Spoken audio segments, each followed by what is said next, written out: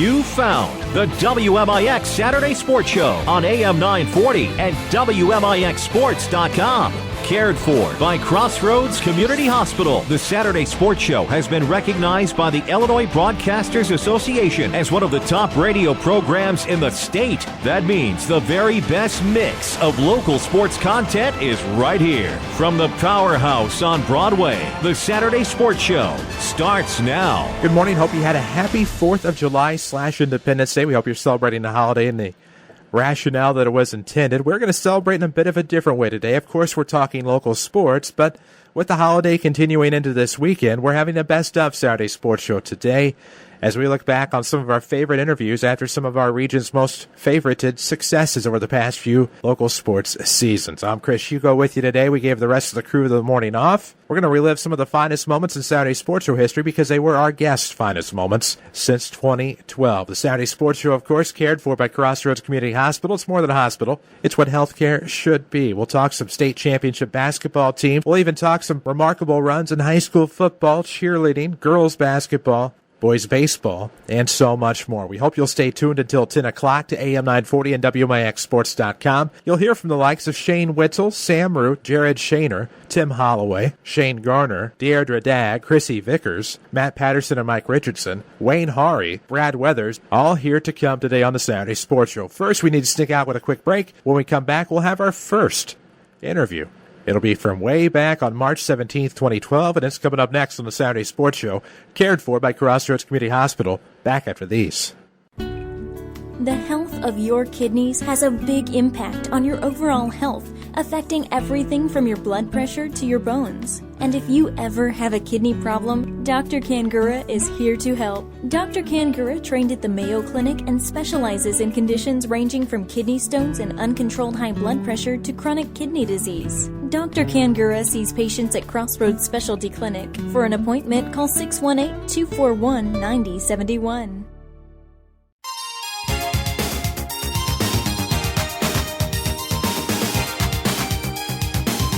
Who could forget way back in 2012, the Woodlawn Cardinals made their third trip to Peoria in 4 years. And this time they took home the state championship. It took an A.J. Webb 3 from the right wing to help clinch the game for the Cardinals, who made a nice defensive stand a little bit later on to beat the Carrollton Hawks. And the rest, as they say, is history. Here's Shane Witzel and the Saturday Sports Show crew on March 17th, 2012. He'll throw it in. Woodlawn, you have a state champion. Woodlawn has won the state championship in Class 1A. They defeat Carrollton 48-45. Jefferson County, you have another state champion in the laurels of high school basketball. Woodlawn Cardinals, your Class 1A state champions.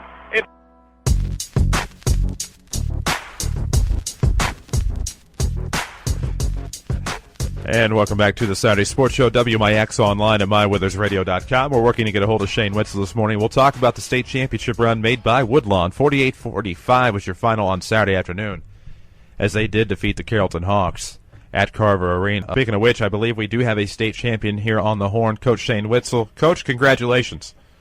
Thanks, Chris. Thanks for having me on. Oh, always a pleasure, and we're glad to have you here this morning to talk about your state title, I should say, and a 48-45 win over Carrollton. And I didn't get to ask you any questions in the press conference. I just kind of went back there to watch on Saturday. And first of all, not only congratulations to you on your championship, but congratulations to you for making it about your faith and for being strong there at that press conference. And probably one of my proudest moments of anybody that I've been able to follow and cover was your quotation just to start off that conference. And my salute to you, and obviously we'll make it about basketball here in just a moment, but I can't tell you how much that made me respect you even more as a human being. Now, I don't want to make it sound like I don't respect you, but obviously my respect level went up a million. Yeah, I know what you mean.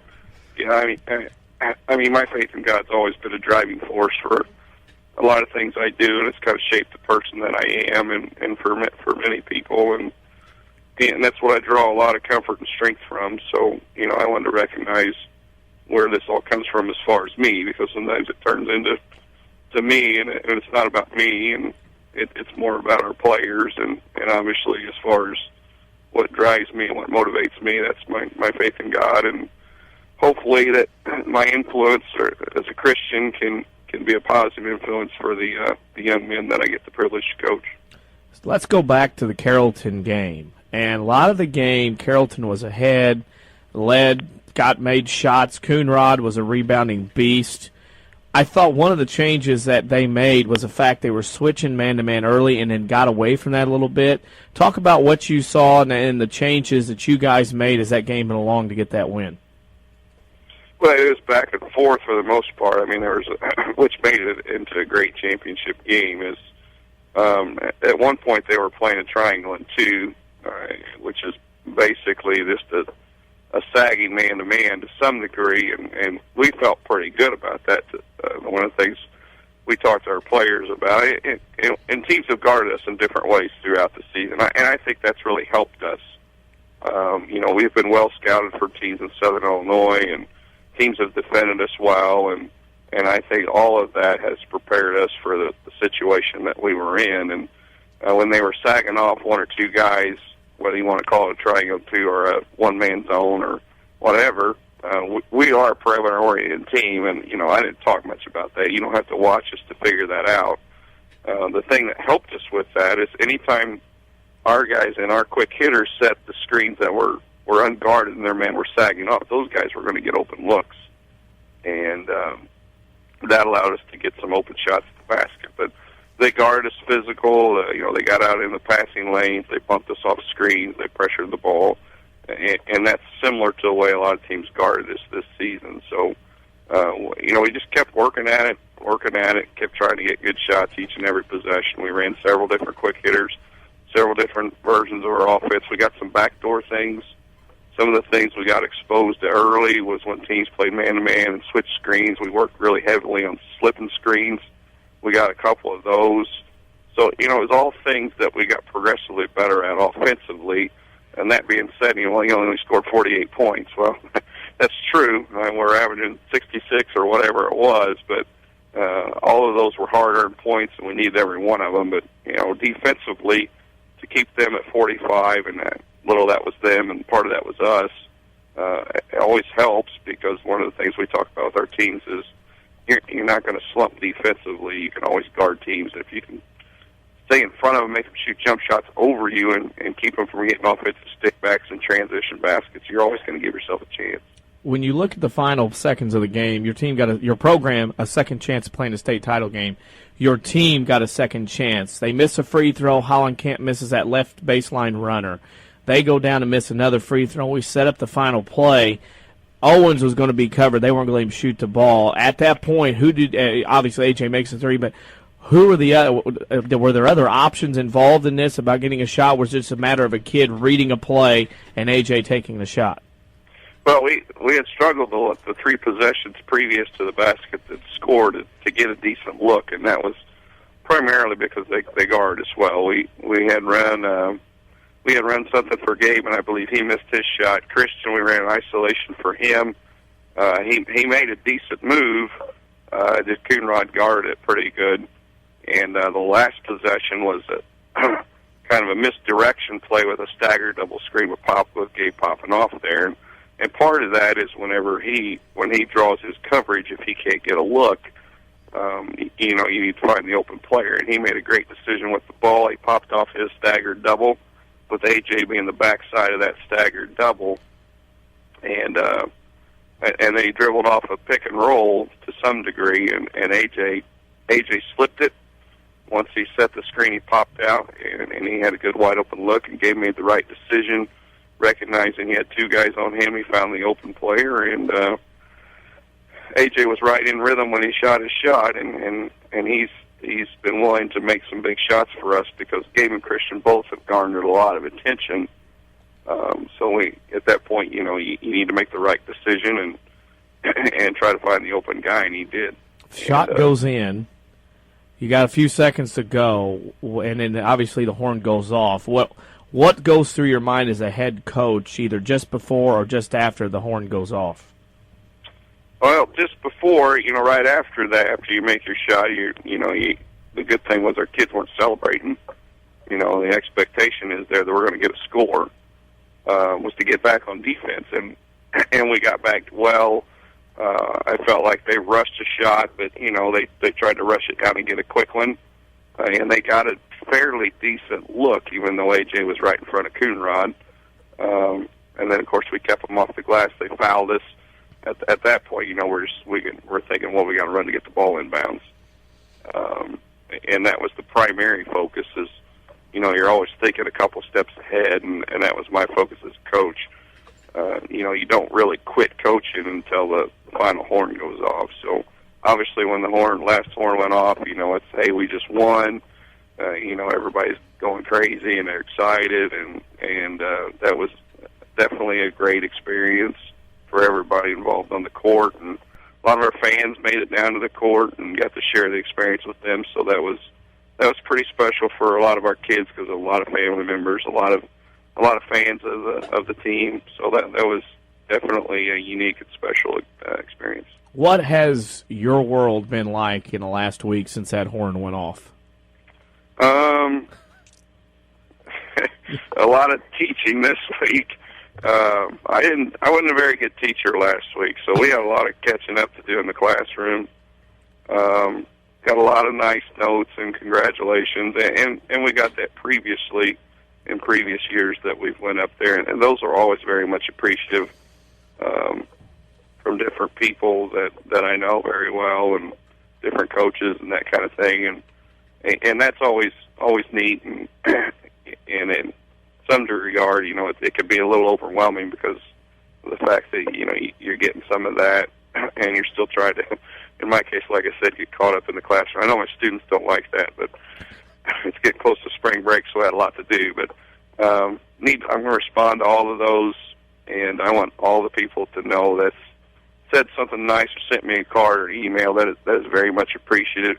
I'm very much appreciative of that, and that means a lot to me that people recognize what we're trying to do and what we stand for and what we're trying to build. I think in the 3 times in Peoria, and even in the year of the Super Sectional and the loss, you hear a lot of good things about Woodlawn, the kids, you and Scott Owens, your coaches, at the town, the community, how Woodlawn carries themselves in different places. No better than that, obviously, over the weekend and last weekend, but yesterday. Sometimes teenagers, they win something, they get a little big-headed, they don't want to deal or talk to people or younger kids. Yesterday, you and I work in Woodlawn, you at the high school, I at the grade school. We got to see your team come out, and usually teenagers are shy, reserved, they don't want to deal with people. This group comes in and talks to and talks with the kids at the grade school and fits in an assembly with everybody perfectly. And I think that says a lot about you and Coach Owens and the community and the kids, just how much these kids know and understand what role they're carrying as teenagers and young men in Woodlawn and around as just being young adults. Well, I think so, and that they come from great parents and they're very mature kids and enjoyed being around them, just like many of the other teams. They knew when to work, they knew when to be serious. They know the gravity of the moment, and that was that probably means as much to me as anything is kind of where they go from here, and we've talked about that before. I mean, this is a great experience for them, but you never want your defining moments in your life to be when you're 17 years old on a basketball court. But the way they interacted with the young kids, and the influence that they can have and be a positive influence, I think that's huge, and they accept that, and I think they were enjoyed as much as the grade school kids did. So I think they had a good time yesterday. Coach, I know you have to make a lot of rounds today. I want to thank you personally, of course, for taking the time to visit with us, and congratulations again on a state title in Woodlawn. All right, thank you. That's Shane Witzel, head coach of the Woodlawn Cardinals, and we do appreciate him taking the time out. I don't think people understand when you go to state, obviously there's a lot more media interest, but when you win a title, the media interest just becomes that much greater. And he is a busy man today, and for him to take the time to join us here on the Saturday Sports Show means a lot, and it meant a lot to be able to follow that team, obviously, and just to see that season develop. We were there. WMIX, proud to say, was there for the first game and the last, and when you win both, it's a great thing. When you get in your season, think about this. Woodlawn, their last 2 seasons, they won their last 2 games. They won third and they won first. So you don't get to say that very often and to be a part of the ride all the way through, and I don't know how many games we did, something like 23, Quite a few. 24 games. We didn't miss very many. Well, we didn't miss very many. We have been there the beginning of this run. You know, we were there starting the Jefferson County Basketball Showcase moons ago, and to have the opportunity to go through and follow the teams and to have this team do the things they've done the last 4 years, you hope it never ends. You hope it keeps going, that the teams in this area are so successful like this, that to be along for the Woodlawn ride, for me that worked there now at the grade school, it was an amazing run, and it's still not over yet, as we're still smiling about it today. Well, we are, and we'll smile about it some more when we come back from break. We need to take one here on the Saturday Sports Show, presented by Crossroads Community Hospital. It's more than a hospital. It's what healthcare should be. What a fun interview that was to relive all the moments. Of course, you heard the game-winning shot as called on AM 940 right here, and at the time, mywithersradio.com. We've since moved over to WMIXsports.com, but still a thrilling memory. That of the Woodlawn Cardinals state title run back in 2012 in Class 1A, and then later that night, the Central Cougars won it in Class 2A. But we talked with Shane Witzel on March 17, 2012, and that interview lives on here today on the Best of Saturday Sports Show edition. More to come here until 10 o'clock, discussing some of the finest moments in WMIX Sports Saturday Sports Show history since 2012. Some of our greatest interviews contains reliving some of the greatest moments with a few of our coaches here on the Saturday Sports Show. More to come when we come back to Saturday Sports Show, cared for by Crossroads Community Hospital.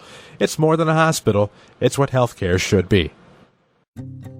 This is your local State Farm agent, Tony Wilt. I want to thank Mount Vernon and the surrounding area for continuing to support us over the past 5 years.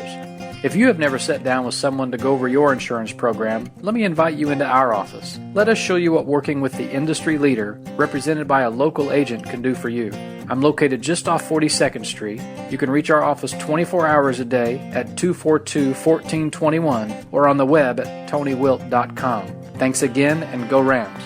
You've waited a long time. And it's finally ready. Tyler's Buick GMC in Mount Vernon is open, and it's grand. Designed for total comfort. Expanded for a larger choice. Built for a total car and truck buying experience. Totally professional and highly trained service staff. Totally flexible to your monthly or overall budget. Since 1951, Tyler's has been a part of this community. Because of you, we're better, bigger, and newly renovated, so you can get the total Tyler's experience. Grand opening in Mount Vernon. Totally Tyler's. Buick GMC.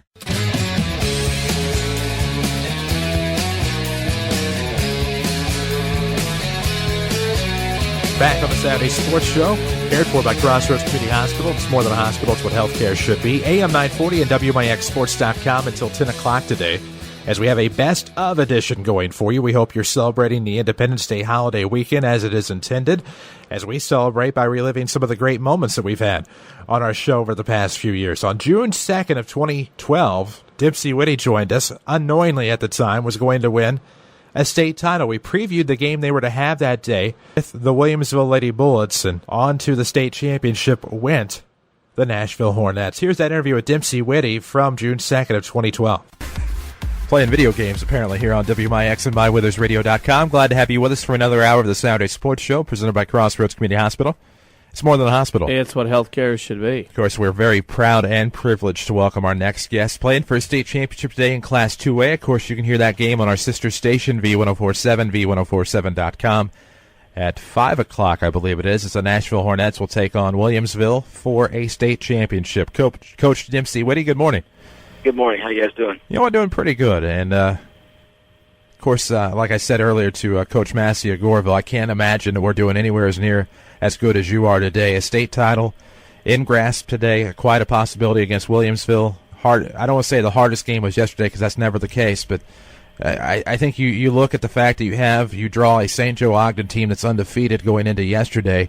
Going to need to play the best game that you can to get to the state championship game, and maybe hope for some defensive help along the way. And listening to the game yesterday on our sister station, V1047, it certainly seemed like things went as great as they possibly could for your Hornets. Yeah, they really did. You know, we just wanted to make sure we weren't intimidated going into the game. You know, with a 40-0, and we saw some of the stats. And I know there was an article in Sports Illustrated on their center fielder, and we just told our girls to play our style of softball. And we think the schedule down south and Southern Illinois softball is very good.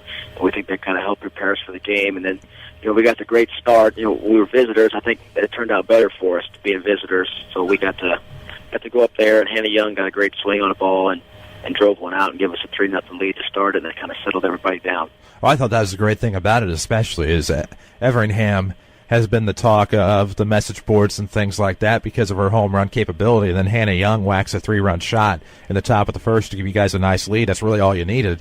And it just seemed like the tone was set. There was, I believe, an error on the first at bat of the game defensively for St. Joe. And that was questionable. DeAirdra had great. She kind of slapped it in the hole, and it was going to be a tough play. I don't know. She might have beat it out even if she didn't throw it away. It was a great at bat by her, and we got a nice sacrifice there by Kylie Pelker, and then some people choose to pitch to Shea and some don't, and in this case they walked her, and then it turned out to be another run for us that case. So we got pretty good protection behind Shea, and I was just really proud for Hannah to get that opportunity. Everybody talks about walking Shea all the time, but we got some pretty good sticks behind her. And looking at that game yesterday with St. Joe Ogden and looking up their schedule, they didn't have a lot of games where they were really close. I see the closest game they had was 2 runs. You mentioned getting out first, hitting first, knocking them back a bit. Do you think it kind of made them tighten up a little bit, knowing they were state-ranked, nationally talked about, and getting behind early, maybe put a little heat on them in a case where they haven't had a lot of heat on them all year? Yeah, I think they were a little shell-shocked, and even after that first inning, we scored 2 more in the second. They had another error on a routine pop fly, and we just kept the pressure on. We got a great shot in the gap by Kylie Pelker, and all of a sudden, before you looked, it was 5-0, and you could kind of tell they were a little shell-shocked and kind of out of their routine at that point. You talk about you mentioned Kylie Pelker offhand, a sophomore, and you mentioned your team, and I thought you made a great statement the other day after winning the Super Sectional against Alton Marquette. You're telling your kids to take care of business now because you don't know if that opportunity is going to come next. How do you get young kids that are sophomores and juniors to say, hey, take the chance now. You might not be in this moment again, knowing they're probably thinking, hey, I got 2 more years of high school left. It'll probably be back again next year. Yeah, that's just something from day one we thought as a coaching staff we had to tell them. And, first couple of practices, and I told them, I said, I'll make sure, our senior Molly, she's not going to get another chance. And you 2 juniors, and, high school flies by. So with the freshman, sophomore, we just kept telling them every day, let's just do it this year because everybody knows down south that the teams are young and it's going to be the same type of competition next year. And the girls responded well and, work hard, practice each day, and they came prepared for the games. But you have the Bullets of Williamsville today. Were you able to take in that other semifinal yesterday between Sherrard and Williamsville? Yeah, we did. We watched the whole thing, and Coach Hank and Coach Harre sat back there and watched it, and it was impressive to see they were down 5-0, and they came right back, scored 8 unanswered. So they got a lot of character on their team, and they played some good softball. I think they were down the People Showcase this year, and played Johnson City and Carterville. And they're a good team. They're well coached. I think Jane's been there 28 years. And she's got a state title and 2 second-place finishes. So they got a lot of tradition, a lot of history there, and it'll be a tough ball game. Did you look around the state tournament and go, okay, St. Joe Ogden's coach has been there since they created softball. Williamsville's coach has been there 28 years. Did you look around and think, I'm the pup of the bunch here in this tournament? Yeah, some people were joking around. St. Joe Ogden's coach has been coaching longer than I am old, and he's there 33 years, and I'm 32. So it was kind of funny in that aspect. But I got a good staff around me that's been around a lot of softball too, so there's a lot of experience on our side. Well, and definitely, and of course, how much does the tradition of Hornet softball, in fact, how much does the tradition of Nashville Hornet athletics kind of help the girls through this? You have a few girls that have had the experience with basketball and volleyball and other sports. Is this just another game to them? Obviously, it's not it's a big game, I understand that, but they just kind of have the feel of we've done something like this before. Well, yeah, I think it really helps having success in other sports and carry it over, and we try to tell the girls here in Nashville, be involved in more than one thing and go out there and participate in other sports and just like the golf team with Molly here, she's they got a second place finish in golf this year, and when you go and experience success postseason basketball like we have been fortunate to do the last couple of years with Coach Harre, the girls try to live up to that expectations, and the bar's set pretty high here, and they understand that, accept it, and it does put a little pressure on them, but I think they enjoy it. Coach, I know your mind is in a bunch of different places today. State championship game today at 5 o'clock. Time for our WMIX Sports Facebook question of the week, which is, after last night's no-hitter against the Cardinals, Johan Santana, of course, the first no-hitter in Mets history, what is your favorite all-time professional sports moment? All-time professional sports moment? Oh, boy, you guys got me caught off guard on that one. We try. Yeah, that's a good one. I like a lot of college sports, but I would have to say, I got a chance to be at Game 7, for the Cardinals winning the World Series. And, it's just an extraordinary moment to see everybody outside Busch Stadium. And I didn't have a ticket in, but I was outside. And nice. I think that was just a great moment, watching everybody go crazy out there and everybody's high-fiving and celebrating as one big happy family in St. Louis. I think that was my best moment. Again, did not know at the time that his team would coast to the state title, but what a game. I believe Pelker went 4 for 4, and Macy Ingram had her typical double-digit strikeout game that day and en route to a state championship, along with Harre on that team and so many of the famous Nashville Hornets from just a few years back. And that was a team that went on to great things, obviously, in a program that has always been counted on to perform at great heights. That was Dempsey Witte on June the 2nd. We hope you're enjoying our best of edition of the Saturday Sports Show. We're back again next week, and don't forget, our Commissioner for a Day show will be on July the 19th. We hope you'll stay tuned to us over the coming weeks. We'll get back to our football previews come the 1st of August. It's hard to believe we are almost midway through these summer months. We'll take another break here on the Saturday Sports Show. We'll come back. We'll talk more in our best of edition and relive some of the greatest moments in Saturday Sports Show history, courtesy of some of our great coaches. This is the Saturday Sports Show, cared for by Crossroads Community Hospital. Back after these. The health of your kidneys has a big impact on your overall health, affecting everything from your blood pressure to your bones. And if you ever have a kidney problem, Dr. Kangura is here to help. Dr. Kangura trained at the Mayo Clinic and specializes in conditions ranging from kidney stones and uncontrolled high blood pressure to chronic kidney disease. Dr. Kangura sees patients at Crossroads Specialty Clinic. For an appointment, call 618-241-9071.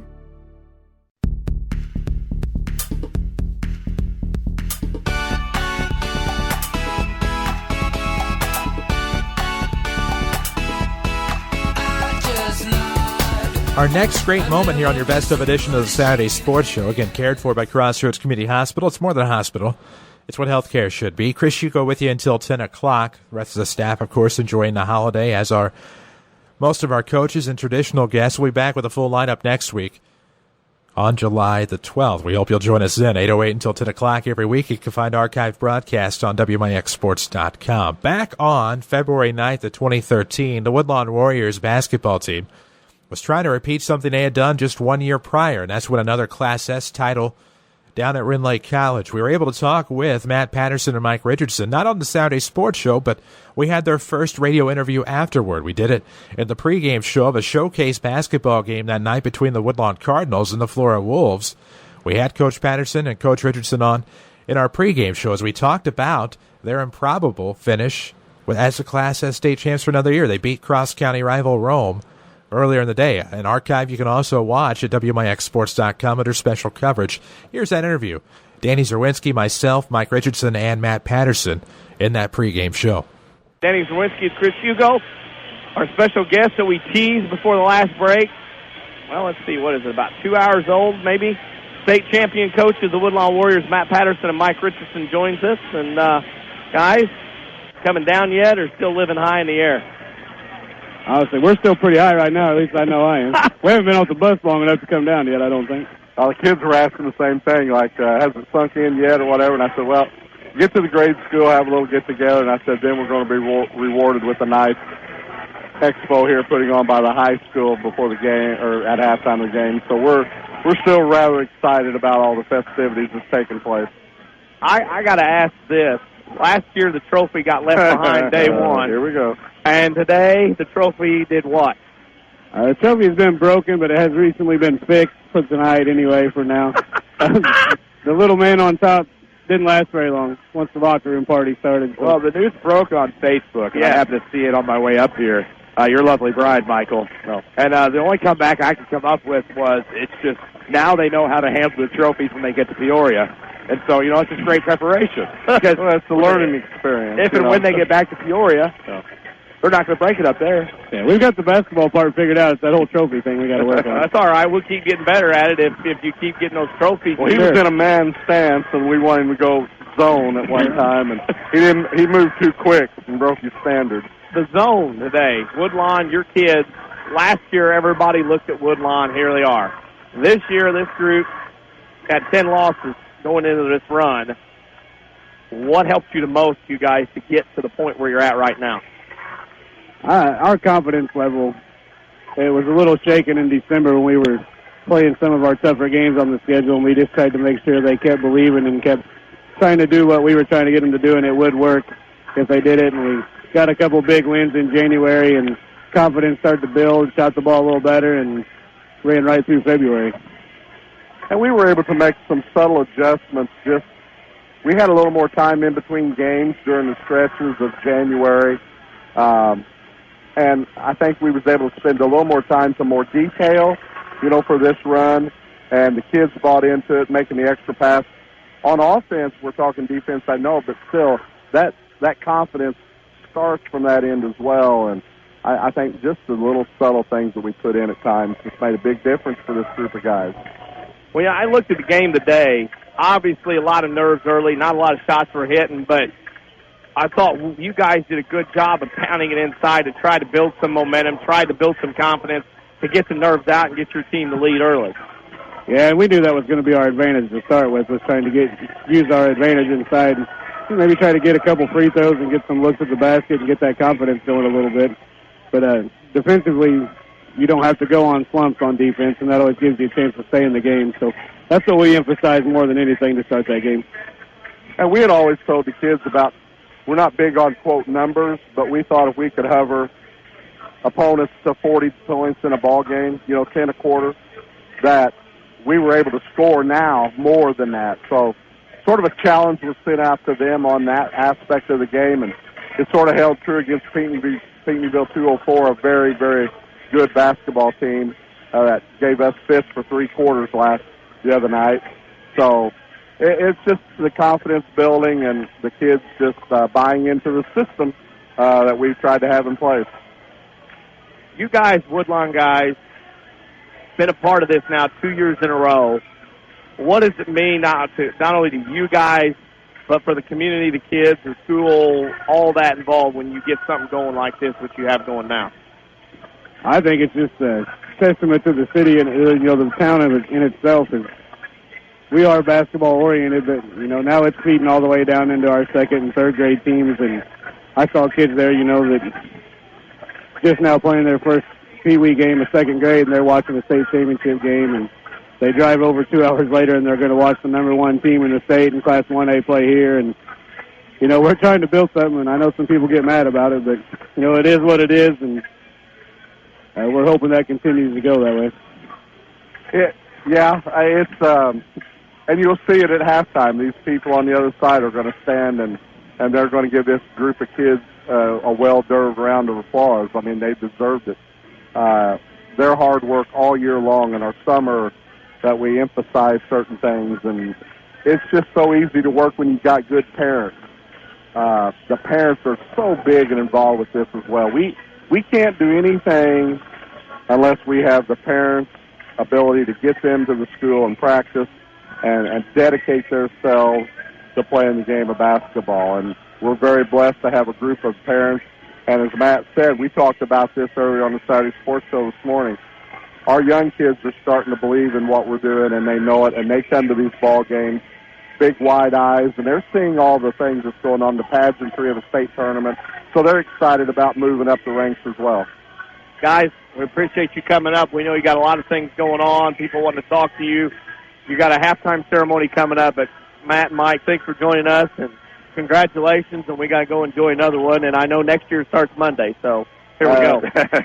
They were told that at the party. Message already delivered. Okay, message delivered. Hey, thanks for joining us. And thanks you guys for getting this done, all the hard work. I sent you a text, and I can't be more appreciative of my affiliation with WMIX, and, man, to get that done was just awesome, and it's just knowing that we got people out here doing the right things for kids. That's what's most important to us. All right, most important, state title again in Woodlawn, back-to-back. We love you, baby. Love you guys. Good job. Congratulations. Thanks for joining us. No problem. Matt Patterson, Mike Richardson, your coaches of the 2013 Class S state champions repeat.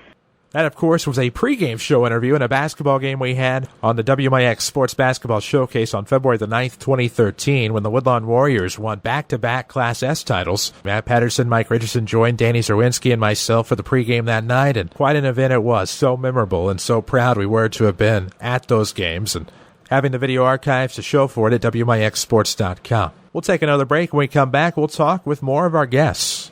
That was not the only state championship that was won in 2013 for one of our guests. Wayne Harre's Nashville Hornets won the 2A basketball state championship. We had Wayne Harre on to talk about it on March 2nd of 2013. That interview is next. We're back after these.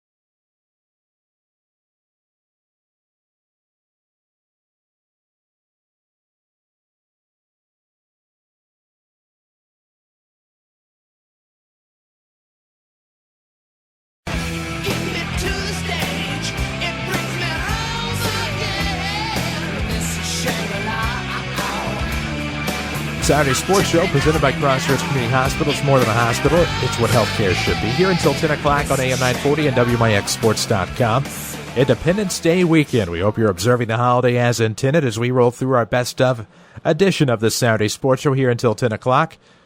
We told you that Wayne Harre's Nashville Hornets won a state championship, of course, in February of 2013. We talked about it with the Wayner on March 2nd to recap how the season went in that 2013 year. Here's that interview with Nashville Hornets basketball coach Wayne Harre. Saturday Sports Show brought to you by Crossroads Community Hospital. It's more than a hospital. It's what healthcare should be. Danny Zerwinski in studio for the next hour and a half, the rest of the show here. And joining us now, the newest state champion in the area, Wayne Harre, the head coach of Nashville Hornets, joins us. And, Coach, I got to ask, it's been a week, almost a full week. Tonight will mark that full week mark. Has it set in yet what you and your team accomplished last Saturday yet?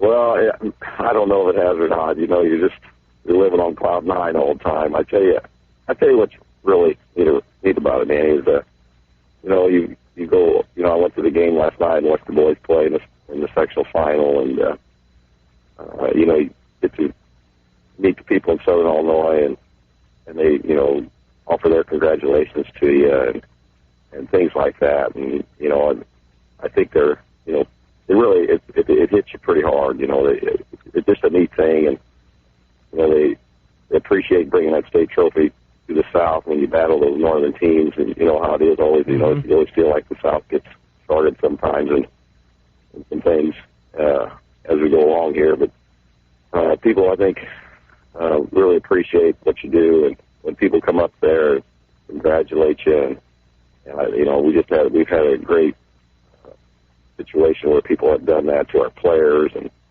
to our assistant coaches and to me, and it's really a neat feeling. I think that's the cool thing about it, to go around and everybody says you've done a great job, and we really appreciate what you do and bringing a state title to the South. So in other words, you've had to use a couple of Sharpies this week, sign autographs. Is that what you're telling me? It hasn't quite gone that far. Maybe just a handshake or something. Oh, okay. Yeah. Hey, when you get to that point and you beat T-Town in the Super, I mean, T-Town's no slouch, and you turn around, you got to play from what was Southern Illinois, like you said. Everybody bonds together. You play the team from the big city in Chicago, and you get out and you just dominate them. I mean, getting ready for that, getting into the game, after the game, do you ever sit there and think, wow, were we really supposed to beat this team by over 20 in a state semifinal? Does that ever cross your mind? Yeah, no, not really. I mean, because we went up there and we knew that we were going to have to play, probably more than likely have to play teams from the north, and and to beat teams from the big city of Chicago and then Champaign and things like that, and to do it in pretty convincing fashion is really you don't expect that, especially the other times we've gone up there and we just ran into some bad luck up there. Mm-hmm. But to do it in that fashion, and the girls just seemed like they were just so focused. I know. I talked to you Saturday, and like I said, nobody gave us much of a chance on that Saturday. But hopefully you can have a chance to win at the end and to play a championship game like that. And the girls just busted their tails off, and you could tell they were focused, ready to go, but yet that they were loose and they weren't uptight, they weren't nervous, and it's a special group. It was a special group, there's no question. A definite special group and a program that keeps going. And to me, if you get to state and get a trophy, to me, I mean, my goodness, there were schools that would pay to have one of those trophies, no matter what sport, in their trophy case that haven't ever been. I don't consider it, no matter how many times you get there, if you don't win it, I don't consider it such a big, oh my gosh, blah, blah, blah, whatever. Was it a relief, or did that even come into your mind as winning this state title after the times being there, just kind of, hey, we finally done it now, I don't have to worry about that anymore? Well, I'm like you. We've been up there, we made it to the state, we've got quite a few trophies, and I never really considered it because, sometimes, people, and the other coaches in the area, if you're a head coach, how hard it is just to try to get up there and get a spot in the Final Four. Yes. Man, it's a tough deal, and I didn't really consider that, but a lot of people were on that trek. That hey, you finally get it, and that's okay. I mean, that's just part of it. But after it was over, it did. I mean, it did feel that way because people had asked about it and making sure that it's got to feel pretty good. And there's no question it did. But other than that, it never really, you're disappointed that you didn't win, but at the same time, I knew we played pretty good up there. So it really, those kind of things, it didn't really bother me. You get through the Chicago school, and then you turn around the other evil, I guess, and I'm stressing evil's not that bad, but a private school, you're going to meet in the final. That kind of gets the blood boiling here for me and other things as far as private schools go. I mean, they're loaded, they're talked about, almost given a state trophy, actually, state championship trophy for being played. And was that incentive enough? I mean, I know playing for state title is one thing, but just to kind of in the back of the girls' minds, hey, we want to beat this private school, show them, hey, in Southern Illinois, we got some good basketball too? Yeah, I mean, that it came up, on our Saturday morning, we walked through and went over the scout report, we just, hey, these Southern Illinois schools, they know how to play. We know how to play. Let's make sure that we show them. And the girls wanted to do that. They wanted to make sure, hey, these guys ain't giving us any chances. The reporters aren't giving us any chances up here. And I know the paper up there, we were supposed to lose the first game in Walford Lutheran and things like that. So I think they had a chip on their shoulders, and they wanted to make sure that that we could play, and you get back to the privacy or the private schools situation. We went up there last 2 years. We battled Quincy Notre Dame, and man, we just battle them. There's no question it's tough, but that's just the way the IHSA is, and they're going to put them in those classes, and that's the way it is. And you just have to adjust, and you have to try to do the best you can. And sometimes you fail, and sometimes you succeed. And the other 2 years we battled Quincy. We just battled them. We couldn't get the job done. And this year we go up there and we beat two. So maybe the odds were in our favor this year. A team that wins this, Nashville native for you, coaching the alma mater, coming back to Nashville last Sunday for the pep rally at the Assembly Hall. Was it everything you thought it would be, or was it just more than what you could think of? I tell you what, I remember. It was way back when, when Coach Bogle in 78, our boys won it all in 78. And, I was a little guy standing on the street, when the bus came through, and, we had the coming home rally when we went into the gym. It's hard to imagine. I remember just some of the things that he said, or even coming back from the arena to the hotel we were staying. The fans there were just unbelievable. And I remember Coach Bogle saying at the when he was talking, just said he just was overwhelmed when he walked in that hotel, how the fans embraced us and our team. And it was just, he couldn't put in words. And that's the way I felt. I mean, and then we came home and to have all those fans up and down the streets like that. I know the parents and the kids were just overwhelmed by it, and it's hard to put in words. And like I said, Coach Bowman went to the high school here, and I did too. And you grow up, almost everybody in Nashville. That's just the way it is when you grow up here, and then you come back, and you leave, go to Southern, and you come back. But you're always a Southern Illinois guy, and you're always a Nashville guy, so you just know people, and you're related to a lot of people. It's a neat thing, and when that happens, it's hard to describe, and you see older people coming up to you that you knew that since you were 5 or 6 years old, and giving you hugs and things like that. It's hard to describe that. It's a really neat feeling. And you said to the girls, "Hey, thanks for everything. Now put your helmets on and go win a softball state title again." Was that the end of the speech? Yeah. Well, yeah, we got practice here coming up here at 9 o'clock, so I'm about ready to head to the gym here. So Coach Witte, he's getting things fired up. Well, yeah, I mean, you can't miss a step because you go from winning one thing to try to defend the other. You got to do what you got to do over there. Yeah, I guess so. That's what they say. So, everybody expects us to do pretty well. So, there's high expectations on that softball side. So, he helped me a lot. So, I'm going to try to help him a lot. So that's the way we kind of do it here. We got, what's always going to be is we got one final question for you. And that's that WMIX Sports social media question of the week. And, this week's question is, of course, the Pope retired from leading the church. So now our question this week is, now we're not going to ask you to be Pope or anything, but what sport would you like to be the commissioner or the leader of? Any sports? Good question. I tell you what, I really would like to be, I for some reason, that soccer on the other side of the world is interesting to me. You never know what you get into. You know what I'm saying? I'm not a soccer guy.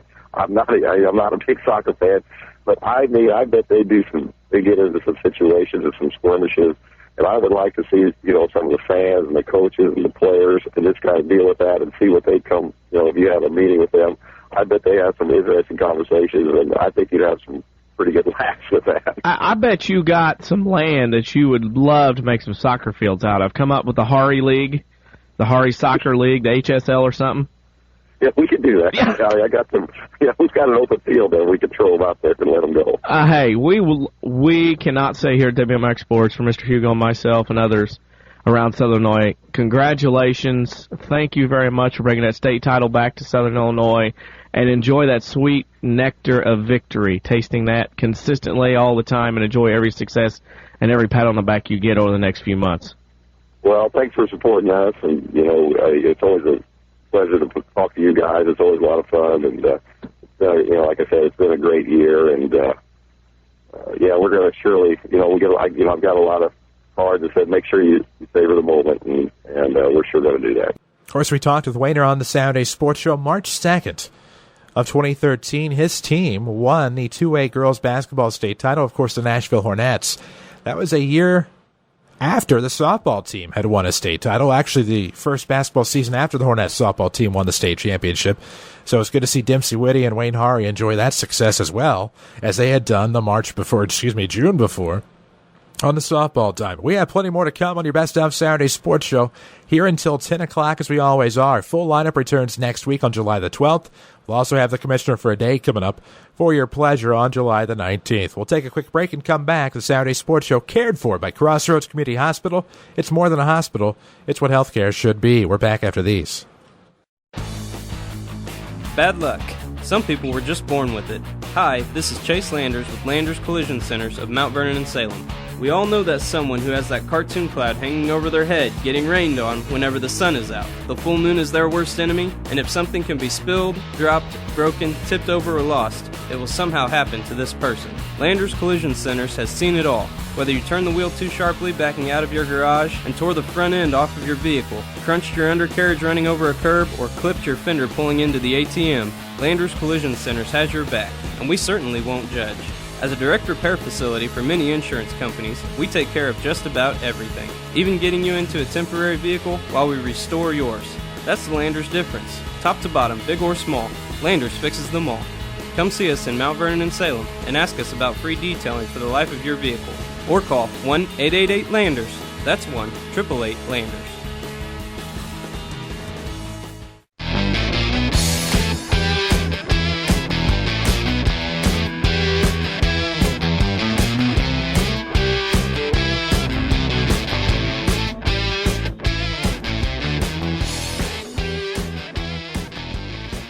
Back on AM 940 and WMIXSports.com, Saturday Sports Show cared for by Crossroads Community Hospital. It's more than a hospital, it's what healthcare should be. Chris Hugo with you until 10 o'clock. And 2013 was a year that really took care of us here at WMIX Sports. So many of our teams went on to successful campaigns, regardless of sport. Of course, another of those teams that had some success, the Mount Vernon Rams baseball team, a team that some thought maybe they would not be the one to continue the postseason legacy, but it is this team that made their first trip to state since 2001, and a memorable cast of characters. We talked with Mount Vernon Rams baseball coach Tim Holloway on June 22nd, 2013, about his team's memorable run to Joliet, Silver Cross Field, and what it meant to his team, his program. Enjoy.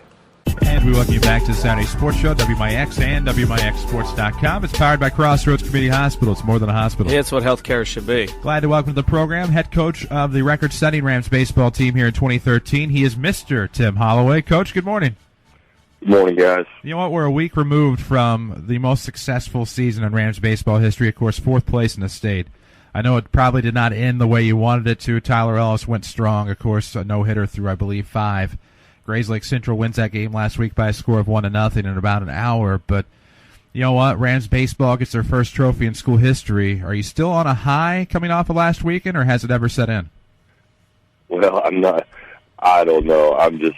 I've been so busy with different things that I hasn't really soaked in yet. But we have camp coming up. All of our players are going to be there working, or at least most of them. So I'm sure we'll have some fun times and talk about some things then. The games last week, obviously, let's go back a week. You had back-to-back games, sectional final and a super sectional, and 2 big wins, obviously. You beat a triad team that had been the state the year before, knocked them off. Then you beat a Bloomington team who is having their best year since last year, obviously, big wins. 2 big wins for your team on back-to-back days. How important was that for your team to have that senior leadership, to be able to stay focused and not get too high and celebrate and let the next day come after you and get you? Well, you know, we talked about that all year, and that's how they were. And, you know, the one thing I've had a few people say, well, guys seemed a little nervous that first game. Honestly, I don't know what they were. I mean, it's just, you know, it was one of those things that happened where we had a few tough plays, but they came to play every day. If you look at our season, you know, really we could have went out in the regional if things didn't go well against Centralia. That was a tight one as well. But that triad game, you know, we had to play extremely well, almost a perfect game, have great pitching, and make big plays. And, you know, we got hit in the right spot. So they were sitting pretty good, first and second, no outs with the big boy up. And we make a great play there. We don't advance. And then you don't have much time. You turn around the next day and you're scrambling. And you got Bloomington. And, you know, all I know is they beat Chatham and trying to gather some information. But if you beat Chatham, and then you're pretty good. And obviously they were, but we got up to a great start. We were able to keep the heat on them, and it's such an important deal for us with this team to get off to a fast start and get that lead. We really played well with the lead this year. You mentioned not being nervous. It seemed to me this group didn't care whether it was a game in the middle of April or if it was the postseason or at the state tournament. It's kind of like Hoosiers. The baseball field's still 90-foot bases. Here's the fence. Here's the crowd. It really didn't bother this group. They just had a different aura about them, didn't they? Yes, and we've had several teams like this, but this was an interesting group. You know, they're all buddies, and you know, especially after the Highland game, they really came together. And they were all year, but they really came together and just had a great time playing the game, which is the way it should be. You know, it's not life or death. It's baseball. There's a lot of more important things out there, but we had a great time playing. We want those guys to really, you know, be focused, but be themselves and be loose. And obviously they took on their own personality, but, you know, our seniors set the tone, and it was a fun group to be around. A fun group, and you look at last weekend, two great games. I mean, Joliet Catholic, I mean, it is what it is. They have 27 players, probably not from Joliet, tongue-in-cheek when I say that. And then Grays Lake Central, very tough game as well. It was like two quick games, obviously just over an hour in both of them. Did you feel like you were there faster and gone than what you actually were there all weekend? It was a whirlwind, because when you do advance, there's so much info you have to send to IHSA. There's so many things you have to do, and you're not going on much sleep. And then you're trying to, the calls start coming in from other coaches up there. They were hoping we had success against Joliet, believe it or not. But had a lot to do in a short amount of time, but it was all worth it. And that's just part of coaching responsibilities. Our players, I'm sure, weren't that worried about it. They just wanted to go play. So there was a lot that went on. I thought our games were good high school games. Obviously, we would have liked to do a little more, but there's a lot of great teams and great coaches that never get this opportunity. So we're very thankful for what happened. A week later, the trophy, you have it, your bus ride back, and the last time that those guys, the seniors, obviously played together, bus together, room together, everything else. Had it set in yet by the time you got back to Mount Vernon for that group, or was that even discussed along the way home? Oh, it was there in the back playing with the kids. We let, my boys and Quinn's boys, and that's another thing. They're so good with the little guys. They do a lot of things well, but we had a good time on the way home. There's no room for negativity, and there never was all year. Everything was negative to positive, and you have to look at the big picture and be thankful for what happened. But I think that they enjoyed themselves. They had a nice trip, and you got to look. These seniors have been out of school for a month. You've seen it down the other places, or even here, where maybe it's getting time to move on. But it was never the case with these guys. Till the last time we came into Shagnon, they did the right thing, and they were appreciative of their opportunities. And, of course, before we talk about your fundamentals camp coming up this week, talking about the future of Rams baseball, it became a program, in my opinion, a few years ago, not just a team every year, but a program. Of course, you lose a lot of seniors from this record-setting team, but you have to have some nice momentum now, showing that these guys, hey, they got a state trophy. This is where Rams baseball is headed. This is where we want to be every year in Joliet. What does that do for your younger guys coming up over the next few years? I think it does a lot. They've watched this group. I don't know that the expectations were huge for this group. We didn't have the big D1 guys with a high velocity. We had some good, solid players, and this group proved that if you have good pitching, good defense, and you're able to have quality at bats. We hit 300, but they had on base over 400. Able to find ways to get runs, you can have success, and that's what they've been hearing for 4 years. We start with those freshmen and preach it, and I've been thinking a lot about next year's group and the possibilities there. And there's some guys I'm looking forward to get my hands on, and they're pretty good ones. So, I think coming up, being out the ball field every night, it's exciting to see kids enjoying the game, and we've got pretty good pre-registration numbers for our camps. So, it's something that's moving in the right direction. We lose a lot of guys, but the way our kids give back, once they've moved on, they come back, guest speakers, help with camps, help the youth. I mean, there's some good potential there. The potential of guest speakers. Now, some of those seniors being guest speakers, does that make you a little leery what they could be guest speaking about? Yes, I think the juice is pretty good thing to talk about with the kids. I think that's something they'd enjoy, talking about some juice. But they are some characters. We'll see that. I've got some other guys coming in, but I might let them talk a little bit. Rams camp, in my opinion, has always been Rams baseball camp. I should say, has always been one of the more well-run camps across the area. Tim, I know it's a busy day for you, and I know it's coming up on a busy week with your baseball camp. But one final question, and of course, it's so apropos given the baseball team that we just had come through. And the question this week is that we want to know: what is your favorite juice? Favorite juice? Boy, that's a good one. But it has to be orange juice.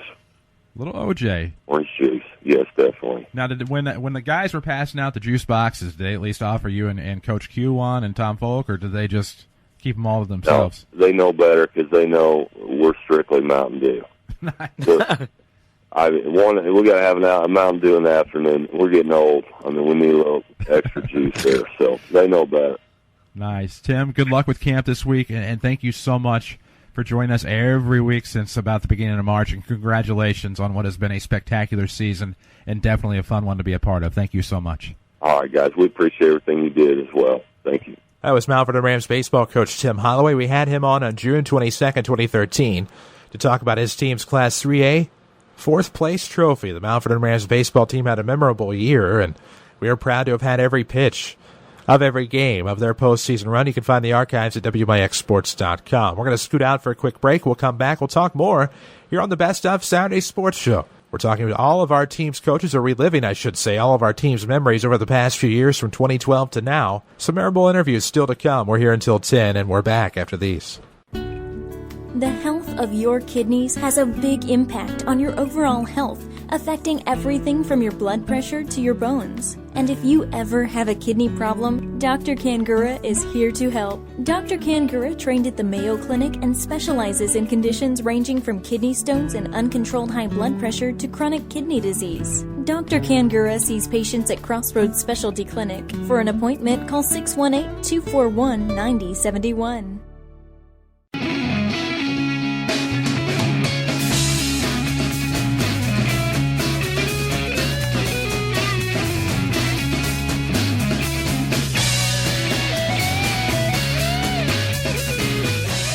Have you noticed a theme yet? Welcome back to the Saturday Sports Show, WMIX, WMIXsports.com. Trying our best to go in chronological order of some of these memorable interviews that we had from 2012, the spring, until now, with state champions, state finalists, state runners-up, regional champions, what have you. From basketball to cheerleading to football to softball to baseball, we seem to have it all here on the Saturday Sports Show. Mount Vernon Rams football.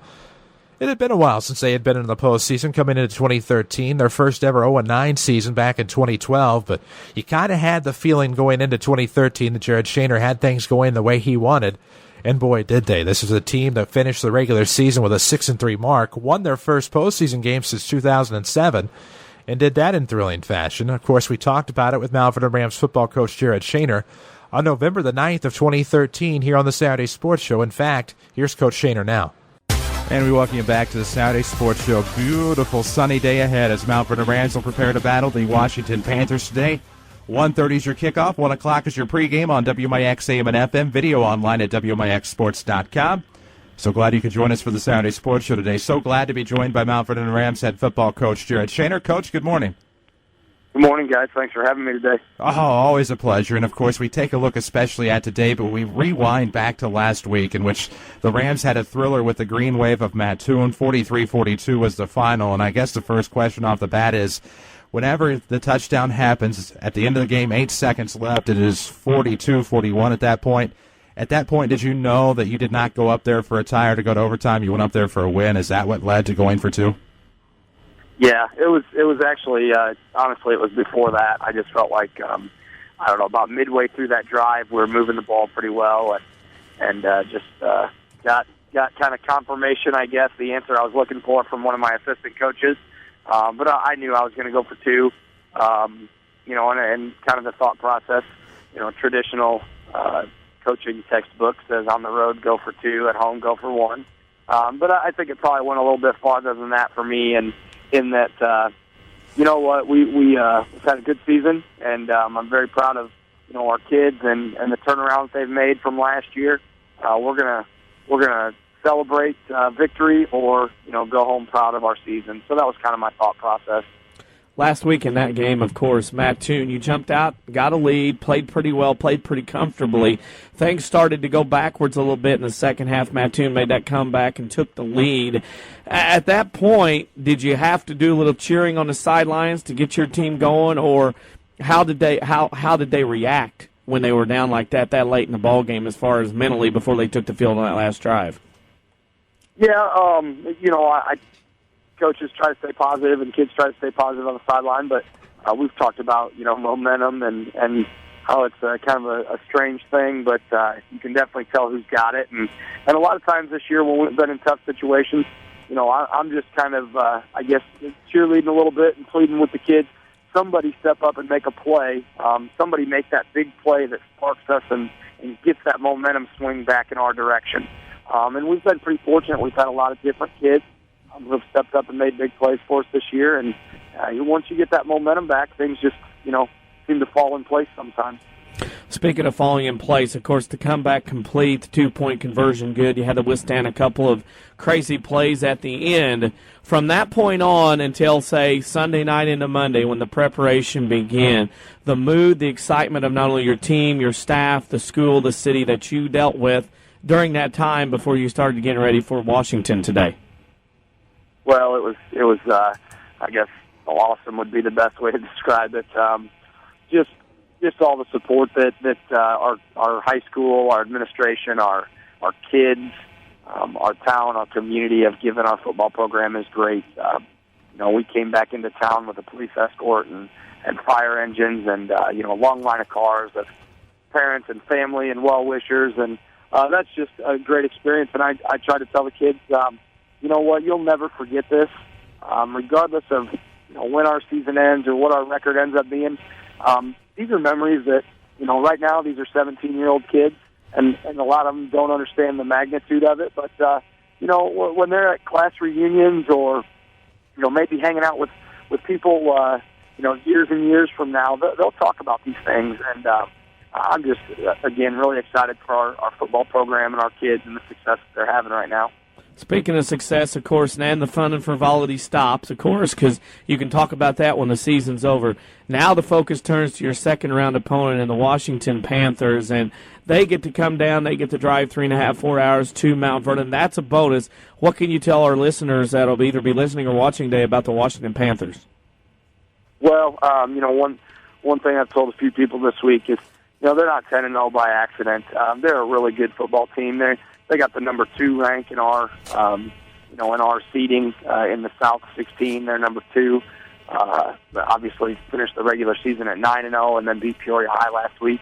I think for those that come out today or have a chance to log on and watch or listen, they're going to see some similarities. They're a run-first team, very similar to us, and just pound the ball at you. They get in double-tight formations and 2 and 3 backs in the backfield. They have a tremendous set of running backs. All the kids are very capable, but I think there's no doubt it starts with number 21, Stanley Cube for them. Has almost 1,500 yards rushing this year, and just a very dynamic football player. Well, and just a lot of dynamics going into today's game, and I know the kids had to be jacked after the come-from-behind win on the road at Mattoon last week. Knowing that you're faced with a situation of a 10-0 team out of the Mid-Illini Conference, a very tough football conference that contains the likes, of course, of Morton, Metamora, teams of that ilk. What is the attitude of the team going in this week? Is it kind of a feeling of invincibility with a major chip on the shoulder, or have they been pretty level? We've been pretty level. We had some great practices this week with just a lot of excitement. It was pretty neat obviously we had the time change a week ago. And we talked about the fact that, not too many teams are left and not too many teams have to turn their practice lights on. And that's a big deal. That's what you play high school football for. And, at least one of the goals of it is to practice late when it's cold. And our kids have been really excited about that. And, we've also talked a little bit about, kind of the underdog role. The great part for us today is, hey, we were the number 10 seed and they're the number 2 and they haven't lost. Our kids shouldn't feel any pressure. They just need to go out and play football today and have fun and enjoy doing it. And whatever happens, we'll be proud one way or the other. But I feel like if things go well and we take care of the football, we're going to go out and compete this afternoon. Of course, this afternoon, a day game, first time since 2007, Mount Vernon hosts a playoff game. Preparations for you, have you been involved in a lot of the logistics, setting things up, or who has helped you to get through things this week? That way you can focus on the game as far as what you need to do as your coach and the staff. Well, I have been fortunate enough to kind of work with our administration and our Gridiron Club, and I sure don't want to leave anybody out, but our Gridiron president is Chris Curry, and we have all kinds of people who have done a ton of work.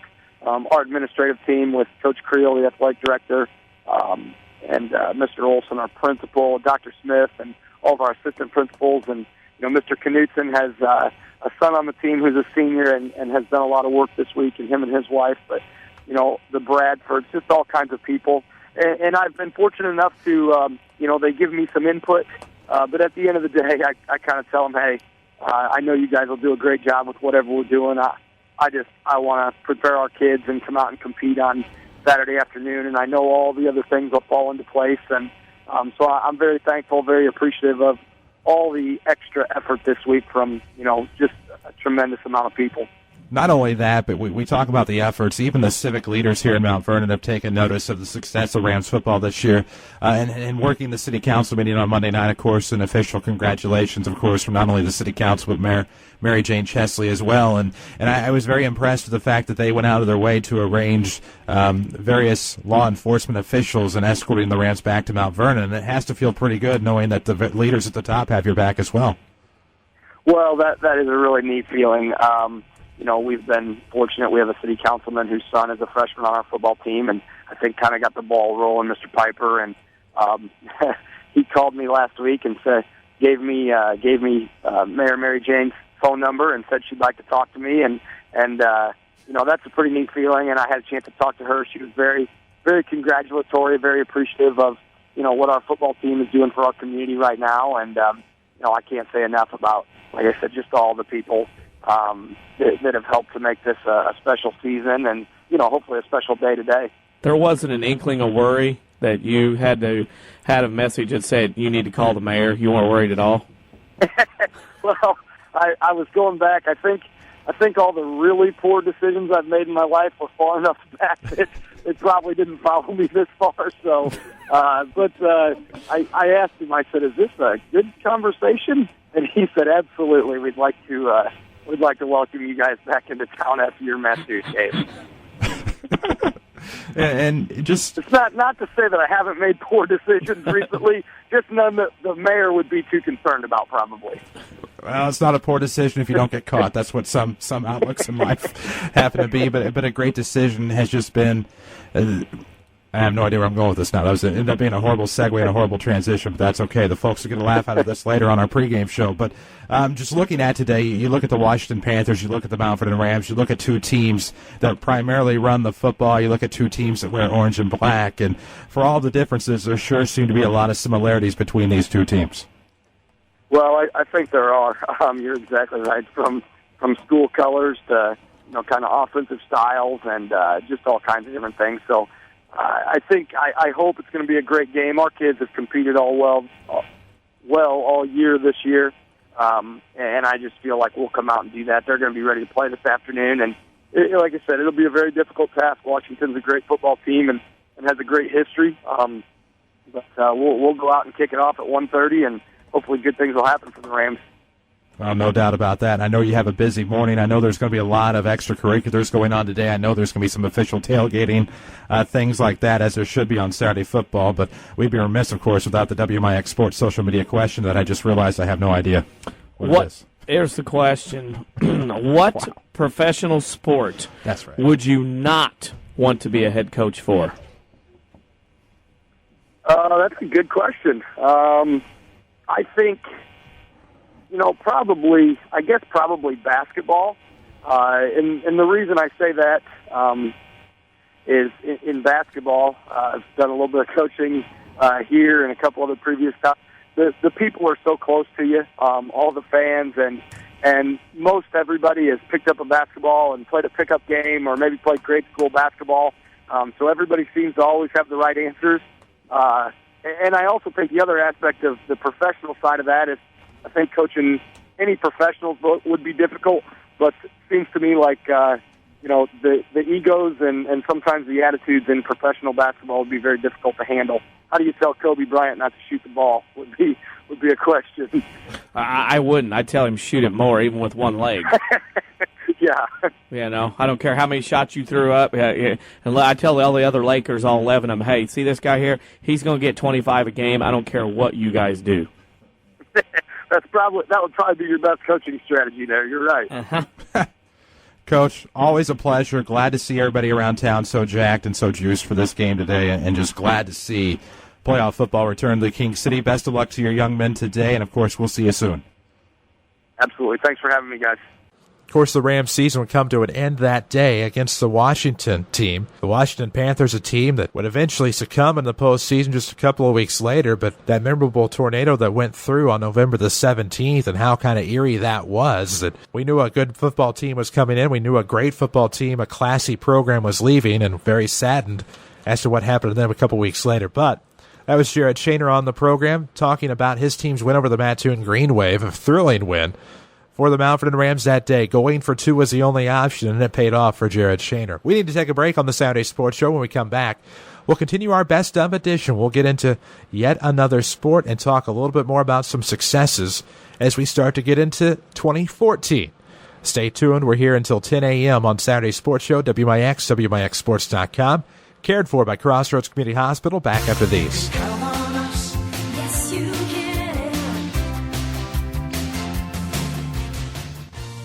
Hi, Roy Schmidt, Chrysler dealer at King City Chrysler Center in Mount Vernon. Wow, I'm really feeling older. Can you believe it's been 20 years already since we became Mount Vernon's Chrysler Dodge Jeep dealer?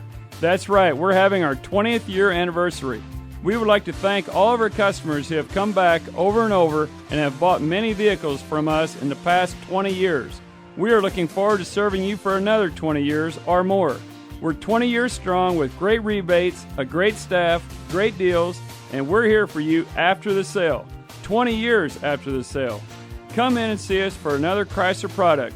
We're dealing for you at 1603 Broadway in Mount Vernon, Illinois, where you can count on us.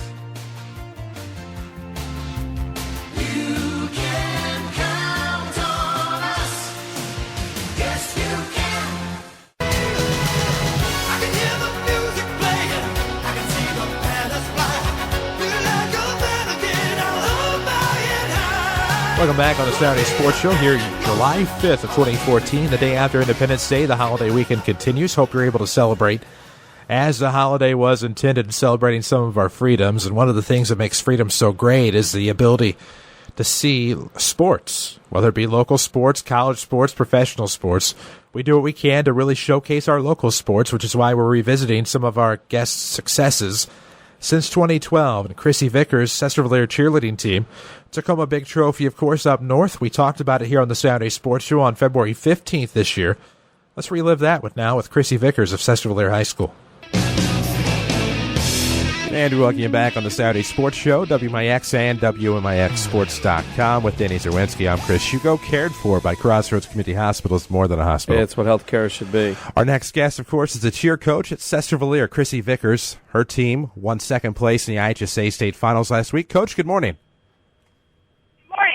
You know what? You have to be thrilled right now. Second place in the IHSA cheer competition, a cheer competition that actually is still rather new, probably in its toddler stage. You have to feel pretty good with your team's effort. Oh, we do. We have been working towards this since IHSA picked up cheerleading as a sport and started holding this competition in Bloomington. So this has been a long time coming for us. I got to look at this. Going back, Sesser-Valier has kind of been a front runner of cheerleading competition over the years. I mean, you go back to, you were a part of it. You were part of also, I believe, the Bad Girls of the South, the black T-shirts and the silver lettering that everybody remembers. I mean, this has kind of been an ongoing building thing for your program to try to get to this point, to get to state and earn a state trophy, hasn't it? Oh, yeah. We started competing when I was in high school, and we have been qualifying for state ever since, and then IHSA started, and we have been slowly working our way up to get to the podium, which we finally reached our goal this year in getting to the podium and getting some medals and bringing home some hardware to Southern Illinois. I want to ask this. I want to let you tell the listeners, everybody walks into a gym on a night, looks around, cheerleaders do their thing, and they think, okay, they show up and do their thing. How many hours of practice a week do you guys put in, whether it's tryouts, off-season, during the season, getting ready for meets, that you guys put in that maybe our listeners don't understand just the athletes and the time it takes to get into this to do for cheerleading? Well, after tryouts, we take a couple months off, and then we have, a few days, contact days in the summer, and we start touching days here and there, and if we're, the funds are there, we try to go to camp or have an in-service camp, and then we start up in August with our football squad, and then, close to November, we start working hard for basketball, and then when November hits, we start on competition really hard. And we practice 2 to 3 times when it gets close to the competition season, and then my team also takes tumbling once a week at Anna's. So they fit in a lot of hours, and usually 2.5 to 3 hour practices. Looking at your team, of course, you have another meet before you won it in the state championship in ICCA. Then you get ready for the IHSA, and I heard somebody saying that you were already writing down notes for things for next year. Is this kind of an ever-growing process to get out and get better and learn and do things for your team to make them, put them in better positions to get wins? It is. Once my routine is done for the year, after we compete up there at the finals, I sit and I start jotting notes down about what I can do different to make it better for next year. And cheerleading is an ever-trending sport with stunts and trends that, evolve and get new and get harder. So I'm always taking notes of, something better, something harder, something that's going to catch the judge's eye that we can do for next year. I actually sat at our game during our JV game and was jotting down a bunch of notes, trying to get stuff going, for next year as well. And I look at this, and you got ready, and you go into competition last week, and this is a one-and-done kind of thing. You have so many minutes to get out there. Your team has to do it right then and there. There's no going back, no this. You have to survive to advance from Friday to Saturday. To get everybody on the same page, how nervous were you knowing you've got a team that can do this? How nervous were you going into last weekend in state competition?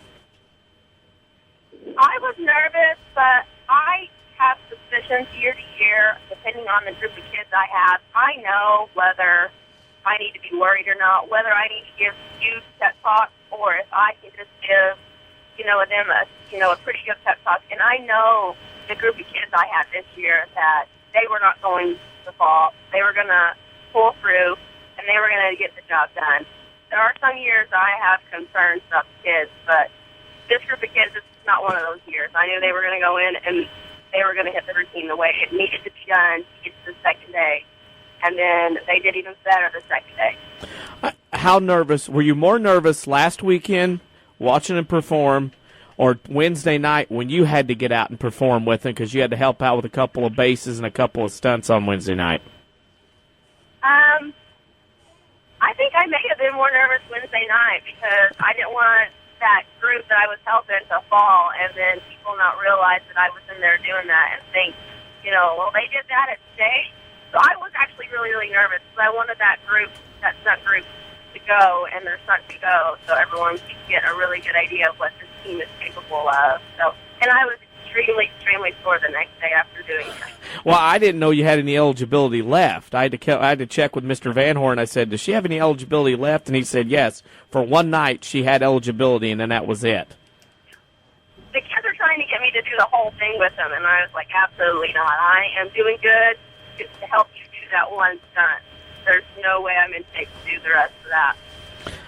We appreciate it. It was nice to see your team perform the other night. Again, for the home crowd, they seemed a little bit more nervous performing for the home team, but it was nice to see you guys bring that trophy in between games and show it off. And before we let you go, because you got a busy day, we ask one final question. This is our WMIX Sports Social Media question of the week, and this week's question is, what is your favorite Winter Olympic sport to watch? Winter? Oh, figure skating, by far. That's a good choice. Everybody kind of gets into that, I think, at this time of the year, don't they? Yeah. Of course, Coach, we congratulate you on second place with the IHSA trophy, and best of luck to the Red Devil cheerleaders in the future.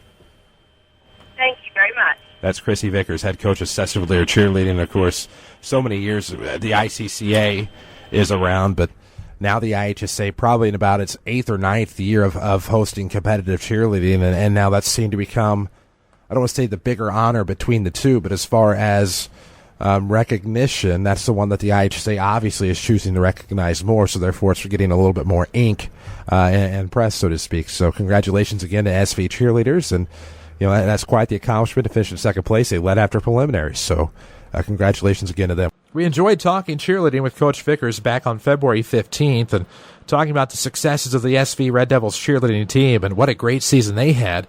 A program you sometimes may not hear a lot about, but have had continued success. Of course, we hear a lot about cheerleading success here in Mount Vernon, where we are located, but A great program there and so many great programs across Southern Illinois. And it was good to talk to Chrissy Vickers on that February 15th of 2014. We'll take another break. We'll come back. We'll do some more guests. In fact, the very following week, it may have been Hall of Fame weekend in Mount Vernon, but they had reason to celebrate in Wayne City. We'll talk about it after the break. Here on the Saturday Sports Show, cared for by Crossroads Community Hospital. It's more than a hospital. It's what healthcare should be. The health of your kidneys has a big impact on your overall health, affecting everything from your blood pressure to your bones. And if you ever have a kidney problem, Dr. Kangura is here to help. Dr. Kangura trained at the Mayo Clinic and specializes in conditions ranging from kidney stones and uncontrolled high blood pressure to chronic kidney disease. Dr. Kangura sees patients at Crossroads Specialty Clinic. For an appointment, call 618-241-9071. This is your local State Farm agent, Tony Wilt. I want to thank Mount Vernon and the surrounding area for continuing to support us over the past 5 years. If you have never sat down with someone to go over your insurance program, let me invite you into our office. Let us show you what working with the industry leader, represented by a local agent, can do for you. I'm located just off 42nd Street. You can reach our office 24 hours a day at 242-1421 or on the web at tonywilt.com. Thanks again, and go Rams.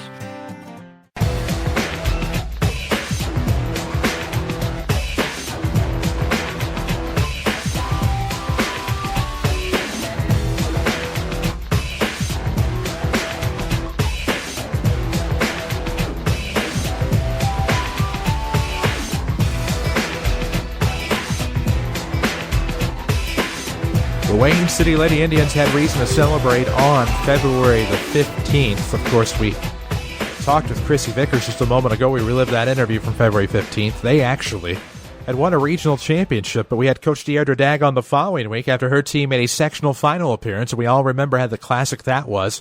We have video archive of that game on WMIXsports.com under the girls basketball showcase, but they narrowly lost to the Goreville Black Cats by a point. Goreville went on to win their fourth straight sectional title down there at Trico High School. We talked about the season it was, the historical meeting for DeAirdra Dagg and her Wayne City Lady Indians, right here on the Saturday Sports Show. Here's that interview. And we welcome you back on the Saturday Sports Show, WMIX, WMIXsports.com. It's presented by Crossroads Community Hospital. It's more than a hospital. It's what healthcare should be. Our next guest took her team to a sectional championship game and came that close, of course, with the fingers pressed together. 41-40 was the score in overtime as Lady Indians fell to Goreville in the sectional title game. We welcome DeAirdra Dagg to the program. Coach, good morning. Good morning. I know you hate to hear that, the final score, and especially with last year and then this year, of course, the Trico sectional championship game against the Goreville Lady Black Cats. But I think it's a case where you can reflect and see that many probably would have picked Goreville big in that one. If you pulled, I said in the pregame, I think if you pulled 190 would probably say they expected Goreville to win and win big. But I think the key was going in, you couldn't be fearful of Goreville, and the Lady Indians certainly played without fear on Thursday night. We did not play without fear. We showed up the whole time, before we got there. That's all we talked about was, Goreville had all the pressure. It was all on them, and we weren't supposed to be there. We weren't supposed to be in that game. All we needed to do was play, and they did. They came out and played. Well, and I think that was key. And, of course, with the scouting report on the Goreville Lady Black Cats, a team that on the showcase, of course, DC and I were able to see a few times, very talented, very well-rounded with all of their starting five. And you had a job to do. Your girls certainly did it. And there were plenty of big moments throughout the game. In fact, you guys had an early first-quarter lead. And while obviously against a team like Goreville who's been there and had won 3 sectional titles prior to Thursday night, you knew that you couldn't rest on that. But all in all, I think that the Lady Indians played the best they probably could have in that one and left it all out there. There's always a few things here and there that we could have done better. But all in all, and the girls, when we got in the locker room after the game, heartbroken, of course. But, not a single one of them could stand up. They were all exhausted. They had all put everything they could on the court and left it all there and played their hearts out. And I do feel like it was probably one of our better games. Probably not shooting-wise, but defensively-wise. Goreville had some girls that could score, and we, held, to the most part, we held them to what we thought we could do. But I can't, as a coach, you can't ask for anything more from girls when they, they're literally can't stand up at the end of the game because they've just laid it all out there. Well, and that they did. 41-40, of course, the final in overtime. I know. Yeah. Yeah, quit saying it. Against a good team like Goreville, though, I mean, and the community that showed up to support you guys, I think you had to be pretty proud of what Lady Indians basketball was able to accomplish this year. It was amazing. They brought a fan bus, which was awesome for us. And, we've never played in an environment like that. Our family is usually our only fan system that follows us, that comes to games. And so for us to have that many people there, and then after the game, Trico has that little tunnel that you come out of, and the girls came out, and every single one of those fans that were there stayed and cheered and hugged, and, we're there to cry with the girls. And as my own daughter, got to talk to her after the game, she said that was the coolest moment ever. Yeah, it was cool to be in the championship game, but to come out and have your school and your town support you like they did, it was amazing, yes.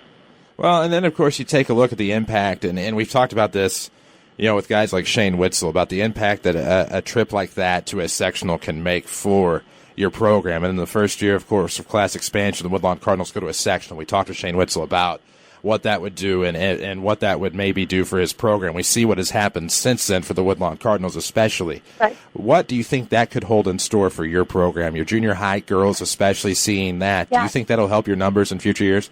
I do believe it will help. When you see a winning team, you want to be involved in that. And, you may not know all the work that they put in, but those older girls are going to explain to those younger girls all the summers that we've spent in that gym, lifting weights or running or, trying to get ourselves prepared for the season, and all the practices and all the open gyms and everything that they put all their effort into is worth it in the long run. That feeling of being in the sectional championship game is worth it. The junior high did have a volleyball game. They postponed it. Hamilton County was really nice about postponing it so they could come and watch, because I do think it's really important that they were there as well to see the emotion and to know, what they can do. So I really do think it will help with numbers. I think it will help with understanding why you get up at 7 o'clock in the morning in the summer to come work out. It definitely will make a difference, I believe. Well, and that's certainly good to hear. But, of course, the community came out as well. You had a nice support and a nice showing from Wayne City. How did that make you feel? Because, without a doubt, and we talk about this with a lot of our girls' coaches. Obviously, girls' basketball, girls' sports in general still really don't get the respect that they deserve. And, of course, a lot of your community showed up to watch that game at Trico in rural Campbell Hill, Illinois, probably about 2 hours from home. A long drive, a long bus ride. It was very, I can't say thank you enough to them, and you couldn't, I couldn't see everybody that was there. Obviously, I was kind of in my own world, but, it's so exciting to know that they showed up and they cared about the girls. Nobody really stops to think that these girls work just as hard as boys do. They sweat just the way the boys do. They dive after balls, they go, and I know they say it's boring, it's not as exciting as the boys' games, but they've not probably seen some serious girls basketball played, and they do. They work just as hard as anybody else and deserve the respect just as much. Last night we had the boys' last home game. They did bring the team out, and everybody stood up and cheered. And of course, there's always more people at those boys' games. So I can't tell you how many text messages or Facebook messages or people just randomly, here in town that have congratulated us, and all the offers that have come along, that they want to do different things for the girls. So it's really exciting to see Wayne City step up for the girls' team. Of course, just as quickly as it began, unfortunately, now it ends. Where do you go? Where do you go from here after a sectional finalist appearance? I don't know. Where do you go? Maybe I should talk to some other people that have been there. I coach softball too, so we'll. I know a lot of the girls. I think there's only a couple that don't play softball with me. They start preparing for the next season. Unfortunately, when you're in a small town or a small school, everybody plays everything. And so they start preparing for that. And, we have to celebrate it. And the girls, I know that they won't appreciate it until they're about my age. I'm not sure when if I get up there in years, I get to sit back and appreciate it too. But it's just amazing. I don't think it's sunk in yet. I know it hasn't with me to where we really were. I was talking to a parent last night, and she didn't realize we were 2 games away from the state tournament. The girls, I don't think they've realized how close they were to really being there, and I'm hoping someday that they'll understand just how awesome that they did. It was just amazing. Well, and of course that brings us, unfortunately, to our WMIX Sports social media question of the week, and I say unfortunately because puts a wrap, of course, on the Lady Indians basketball season. Right. With our coverage, at least. And, of course, we ask, and wanting to know this week, what was your favorite? What? Go ahead. Hold on. Before you ask my question, the whole town of Wayne City also wanted to say thank you for covering. They were all so excited about you guys being there and covering it. And the people that got to watch it from all over the United States, they wanted me to make sure to tell you thank you. That was we appreciate it so much that you guys come out and take care of us and support us. Well, I don't know if we have time to go into my thoughts on why it's important to be local and to cover our local teams, but of course we appreciate that, and thank you. We owe the communities that we serve, of course, that service. So that's kind of the roundabout thought there. But we asked a social media question now, and I appreciate the thank yous. But we want to know, in high school, what was your favorite song? Do you know how long ago high school was? No. I don't remember. Gosh darn, I listened to everything from country to hip hop to rap. So, like Justice keeps telling me, "Sweet Home Alabama" was probably the one I listened to the most. Now he listens to it all the time. So we'll go with "Sweet Home Alabama." It was probably the song that was turned up really loud in my car when I was driving around. There you go. See, that's simple, wasn't it? That's right. We're headed to basketball now.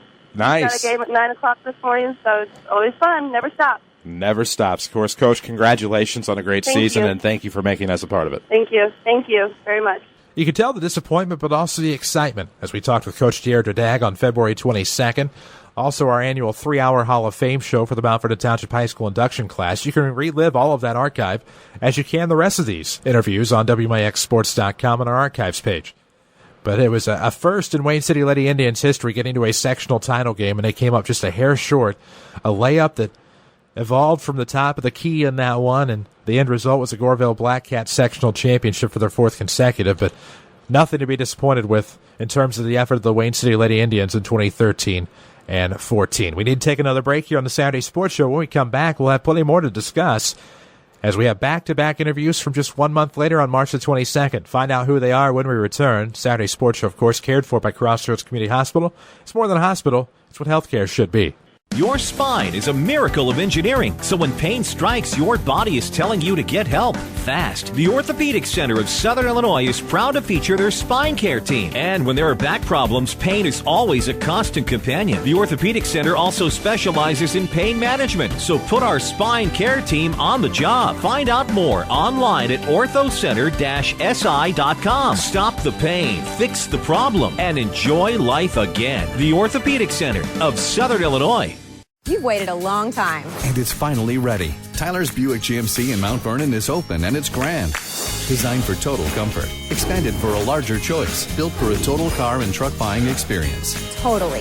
Totally professional and highly trained service staff. Totally flexible to your monthly or overall budget. Since 1951, Tyler's has been a part of this community. Because of you, we're better, bigger, and newly renovated, so you can get the total Tyler's experience. Grand opening in Mount Vernon. Totally Tyler's. Buick GMC.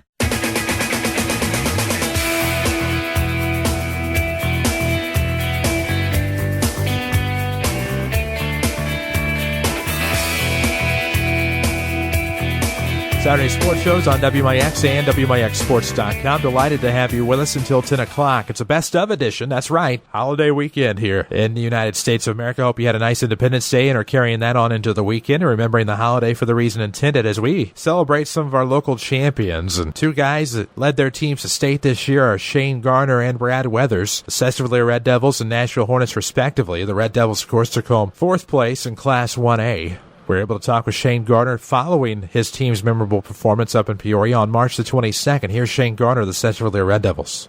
And we welcome you back on the Saturday Sports Show. WMIX, WMIXsports.com is presented by Crossroads Community Hospital. It's more than a hospital. It's what healthcare should be. That's Eddie Zerwinski. I'm Chris Schugle. Glad to be here with you until 9:20. That's when Lady Rams pregame will take over. Chad Baker has the call of the Mount Vernon Lady Rams and the Harre Lady Tigers. Before we get to softball, though, we begin our wrap-up of a very successful local high school basketball season. We welcome to the program head coach of the Sesser-Valier Red Devils, Shane Garner. Coach, good morning. Hey, guys. How are you doing this morning? Very good. I know you're doing very, very, very well. Of course, a fourth-place finish in the state, a fine representative for all of Southern Illinois. But tell us a little bit about what it meant for you to take the Red Devils to Peoria in your first season. Oh, it was very special for all of us. The kids had a blast. They made memories that, will last them a lifetime. It was great to see them, be able to have the successes that they had, and also for our community. It's great that, it's funny how a game can bring so many people together. But it was great to have, the communities of Valier and the communities of Sesser just kind of rally around these kids and just have a really, really great time these past couple of weeks. Any similarities or differences? You were a part of the 2010 team as an assistant. You're the head coach here in 2014. What are the similarities and differences between those two runs for that basketball program? I think one of the main things was just the mindset of the kids.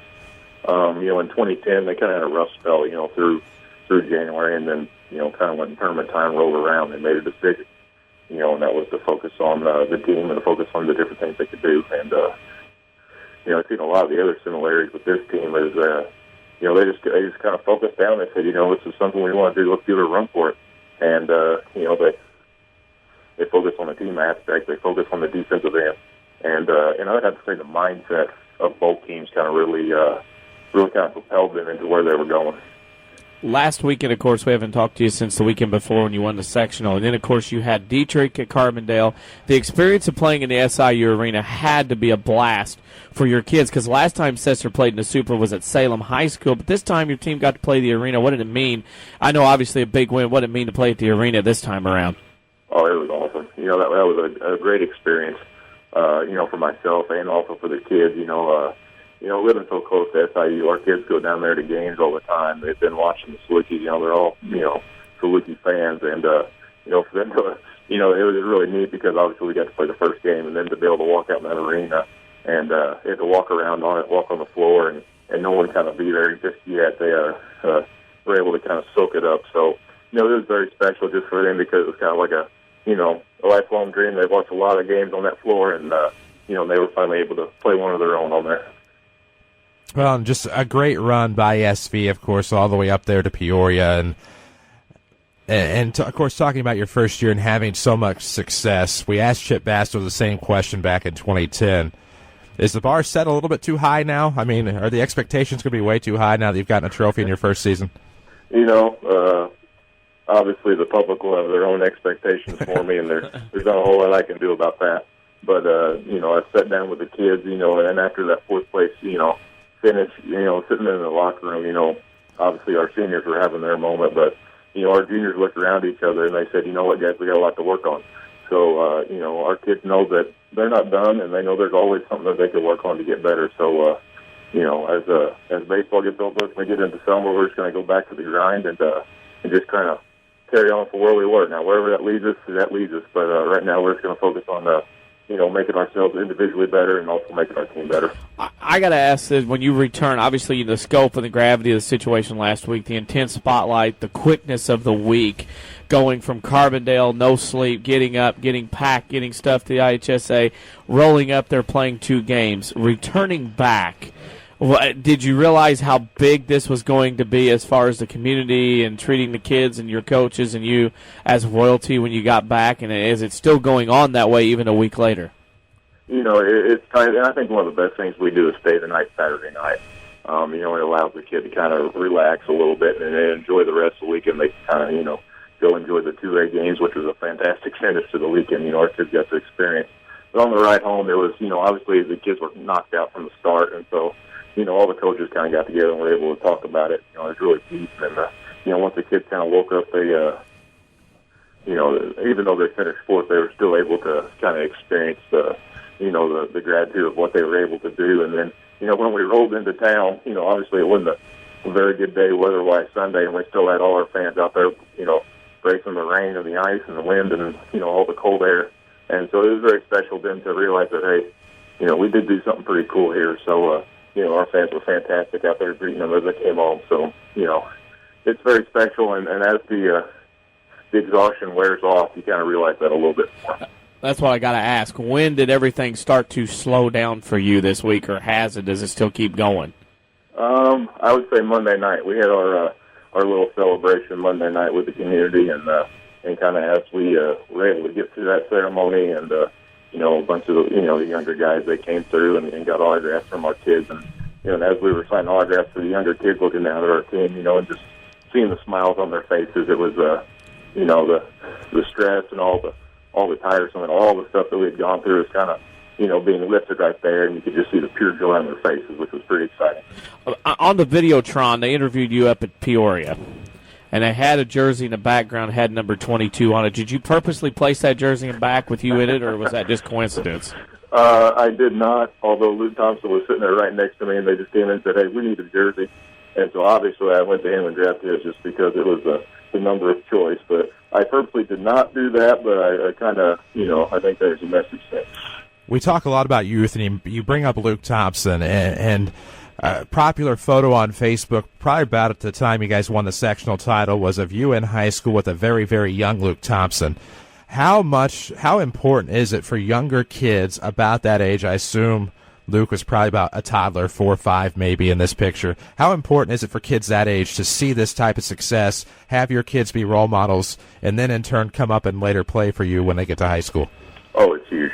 It's huge, you know, and, you know, we're getting to the point, and, you know, we've kind of set this precedent the past couple of years is, you know, our kids are pouring back into the younger kids. You know, right before we left to go to Carver on Saturday, we had members of the 2010 team up there pouring into our current team. You know, and those are kids that they looked up to, you know, when they were in junior high and elementary school. And, you know, it's very special, and it's great to see the younger kids take excitement in basketball. It's also great to see them and our kids talk to them and say, you know, hey, this wasn't easy. It takes a lot of hard work. It takes a lot of dedication. And it's great to see the younger kids, you know. I have elementary teachers come up and tell me, you know, on the playground, kids are, you know, playing games now, they're all this, and all of a sudden, you know, hey, tomorrow we got to take off because we're traveling to Peoria. I mean, in their own minds and their own imaginations, they're already getting ready to go to Carver Arena to play for a state final. So it's very special to see the younger kids, you know, take such a great appreciation of it, and you know, to have those start forming those dreams of their own. Of course, that leads us to our final question, the WMIX Sports social media question. And this week we're asking everyone, how is your NCAA tournament bracket doing after 2 days of play? Oh, you know, I was all right after day one, but the Mercer Duke game, I'm not a Duke fan, but I had them going a little bit just because of their talent. And, you know, I might have had them in the national championship, so my bracket you could pretty much just wad up and throw away right now.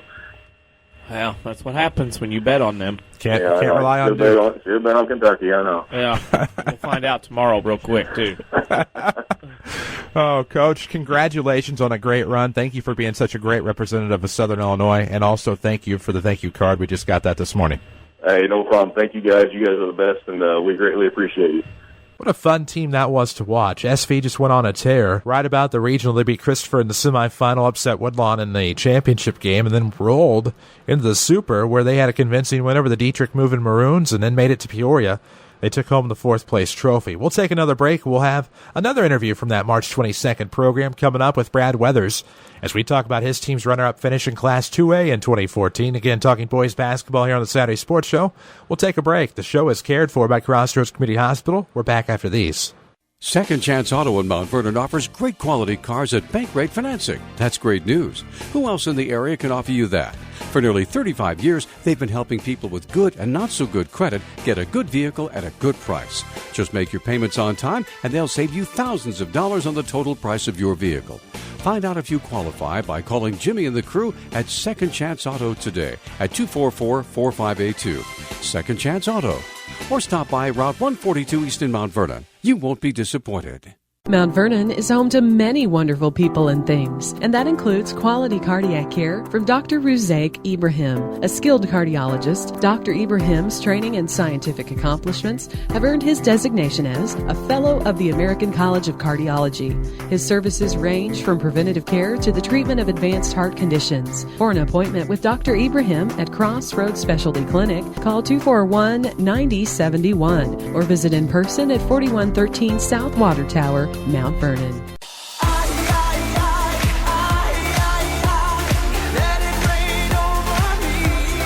March 22nd was indeed a loaded program. We just heard from Shane Garner. Now we relive the interview with Brad Weathers. The Nashville Hornets, of course, had taken home 2nd place in Class 2A in 2014 in boys basketball. A thrilling double overtime finish. And you thought the Hornets were going to bring the big trophy back to Southern Illinois. Well, they brought home 2nd place, and we were all so proud. Let's hear that interview with Brad Weathers on March 22nd. And we welcome you back. Saturday Sports Show, WMIX, WMIXSports.com. Presented by Crossroads Community Hospital. It's more than a hospital. It's what healthcare should be. That's Danny Zerwinski. I'm Chris Hugo. We're here with you until 9:20. It's an abbreviated program. Lady Rams softball will take the airways after that. So glad you could join us here as we welcome the head coach of the Nashville Hornets. They are public school state champions in Class 2A, runners-up overall. He is head coach Brad Weathers. Coach, good morning. Good morning. What a great run for the Hornets. To get to Peoria, it had been a few years, of course, under your expert guidance.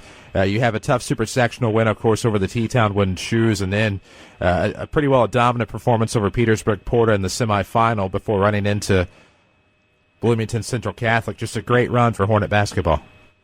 Yeah, thank you. Yes, we thought it was. In a run that we could have possibly gotten beat in the regional, at sectional at every point. There were games that, if we didn't play well, we certainly could get beat.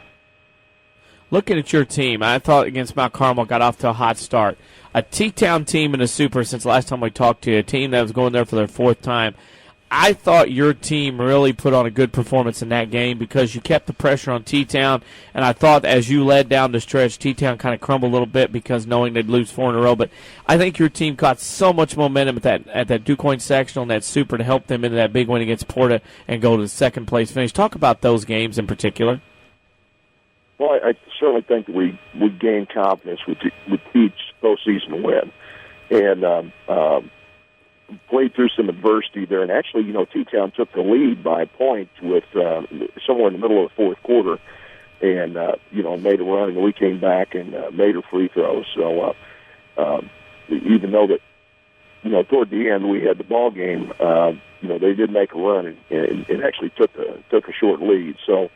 Got to credit our kids. We had some points like that where people made runs on us, and we survived that. Looking at your team, and I thought with, obviously Royce Newman gets a lot of ink. I thought Johannes and other guys really stepped up in this run because I know Newman got a lot of attention, but I thought a lot of other guys, Thorson especially, talk about the other guys that stepped up that kind of carried your team, not only in leadership veteran roles, but really stepped it up on the floor as underclassmen coming into this run.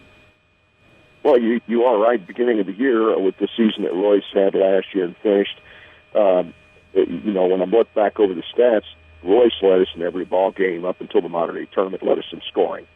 And he was getting more and more attention. It took us a while to adjust to that, even though we knew that was the case. But I felt that the difference in the second half of the season, and we were playing a pretty tough schedule, was two things. And one was the fact that our scoring became much more balanced. Other people were stepping up when they were taking when they were doubling and really covering up on Newman down low. And the other thing was defensively in our zone, we continued to get better in it. And talking about those other kids, offensively, we had 6 different kids lead us in scoring the second half of the year. And, that was through our starters. Clint Johannes is the other big kid. Dylan Mueller's the 6'6" kid we had on the point. He's a junior. Daniel Thorson had some big games for us, 20 and 25 in the T-Town game, and defensively was very strong for us. He's a junior. Keegan Anderson, who was a 3-year starter for us in a senior guard, led us in scoring in a ball game, as well as Hunter Beatley, who was really came off the bench for us, but logged as many minutes as any of the starters. So those 6 led us in scoring at one point in time, in the second half of the season, and that really solidified our team offensively and made us a much more threatening threat to defend. You made a run in '89 with Carlisle to the state title at Champaign. You make a run here at Nashville in 14 to second place. What similarities and differences between those two runs have you seen, had you thought of as you went through this process? Well, that was a generation ago. The difference is we were expected to be there in '89. We were ranked at one time. We were ranked 1 during the middle of the season, and until we got knocked off in a shootout by Springfield Calvary and Randy Clemens. We were 6'8", 6'7", all 5 starters could really shoot the basketball. We had 5 kids could shoot the 3. This year's group, we struggled somewhat early. I think after Christmas tournament, we were 8-5. We were going through a lot of adversity, a lot of injuries, kids trying to find the roles, us trying to adjust to a new defense. So there were a lot of differences. The similarities, of course, are every team's got adversity. Every team's got to fight through something. Every team's got to stay healthy at postseason, and play well at that time. And those are all obviously there. Well, and of course, just a great run by the Nashville Hornets. What does this mean for next season? You lose some talent, but of course, Royce Newman, who gets a lot of the pub, still just a youngster. What does this mean for the Hornets, of course, in 14-15? Well, we think we're going to have a good ball club again next year, like we did this year. We lost 3 seniors coming into this past season. That meant a lot to the program, and it took us a while to adjust to those roles. Even though we did have a good nucleus back, and I'm sure that'll be similar to this year. We actually have 7 seniors that graduated. Garrett Guest was injured, didn't get to play to the very end of the year. And a couple others off the bench, and of course our starters that mean an awful lot to us. So even though we've got a good nucleus, we're going to have some young kids step up and fill those roles. But we anticipate that they will, and we think we'll be have a quality team next year. Our final question for you is our WMIX Sports social media question of the week. And knowing how smart your AD is in his selection and routing of his college basketball team, our question is, how does your NCAA tournament bracket look after 2 days of play? Mine looks pretty blank. I didn't even get to fill one out. Got busy and didn't get the thing in for the first time, I think, in recent memory. I can't believe that I actually didn't get filled one out. But I know that Neil Hammond, our athletic director's in mourning, at this point in time, and we all feel sorry for him. Yeah. Not really. No, I know you don't feel sorry for him, no. Probably been spending too much time around Bo Meyer if you didn't have time to fill out a bracket. I know that. Coach, congratulations again on being a great representative for Southern Illinois, and very proud of the Hornets for bringing home second place in Class 2A. But the public school state champion, that's important. Thank you very much. Appreciate it. Thanks for the coverage. That's Brad Weathers, head coach of the Nashville Hornets. How about those Hornets? Of course, the double overtime finish and everything about their season, and rated number 1 in the preseason, the Associated Press, and everybody kind of wondering if that wasn't a little overblown, but they just found a way to win games late and had a convincing win over Mount Carmel in the DuQuoin sectional championship game, beat T-Town in the Super, and then had a big win over Petersburg-Porta in the semifinal before succumbing in that championship game in 2 overtimes. But what a thrilling memory that was. DC and I got to see it live from Press Row at Peoria, and we got to talk about it again with Brad Weathers again March 22nd. This year, 2014. One interview left to go here on the Best of Saturday Sports Show, talking with some of our region's finest and some of their great accomplishments. Another team that had a great accomplishment, well, it was an interview that we had just a few weeks ago here on the Saturday Sports Show. Sam Ritter of the Weber Trojans. His team took home second place in 1A baseball. We'll talk about it after the break. Cared for by Crossroads Community Hospital. It's more than a hospital. It's what healthcare should be. We're back after these. Registration for fall classes at Wren Lake College is going on now. With more than 100 degree and certificate programs, RLC can put you on the fast track to a new career or to continue your education. More affordable than four-year universities and private schools, you can save thousands of dollars at RLC. Our trained academic counselors will make sure you're on the right path, whether you plan to transfer to a four-year university or head straight into the workforce. Registration by appointment continues through August 1st. Call us at 437-5321 or find us online at rlc.edu. Wren Lake College, your journey starts here. The health of your kidneys has a big impact on your overall health, affecting everything from your blood pressure to your bones. And if you ever have a kidney problem, Dr. Kangura is here to help. Dr. Kangura trained at the Mayo Clinic and specializes in conditions ranging from kidney stones and uncontrolled high blood pressure to chronic kidney disease. Dr. Kangura sees patients at Crossroads Specialty Clinic. For an appointment, call 618-241-9071.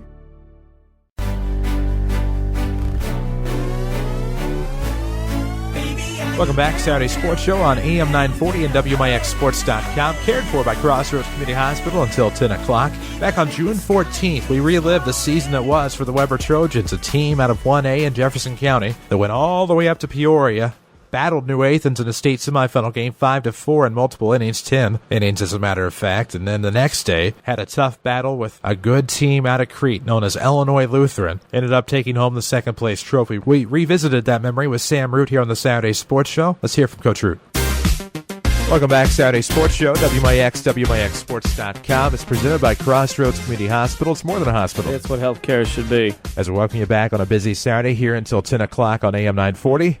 Welcome to the program, the head coach of Weber Trojans baseball. He is Sam Root. Sam, good morning.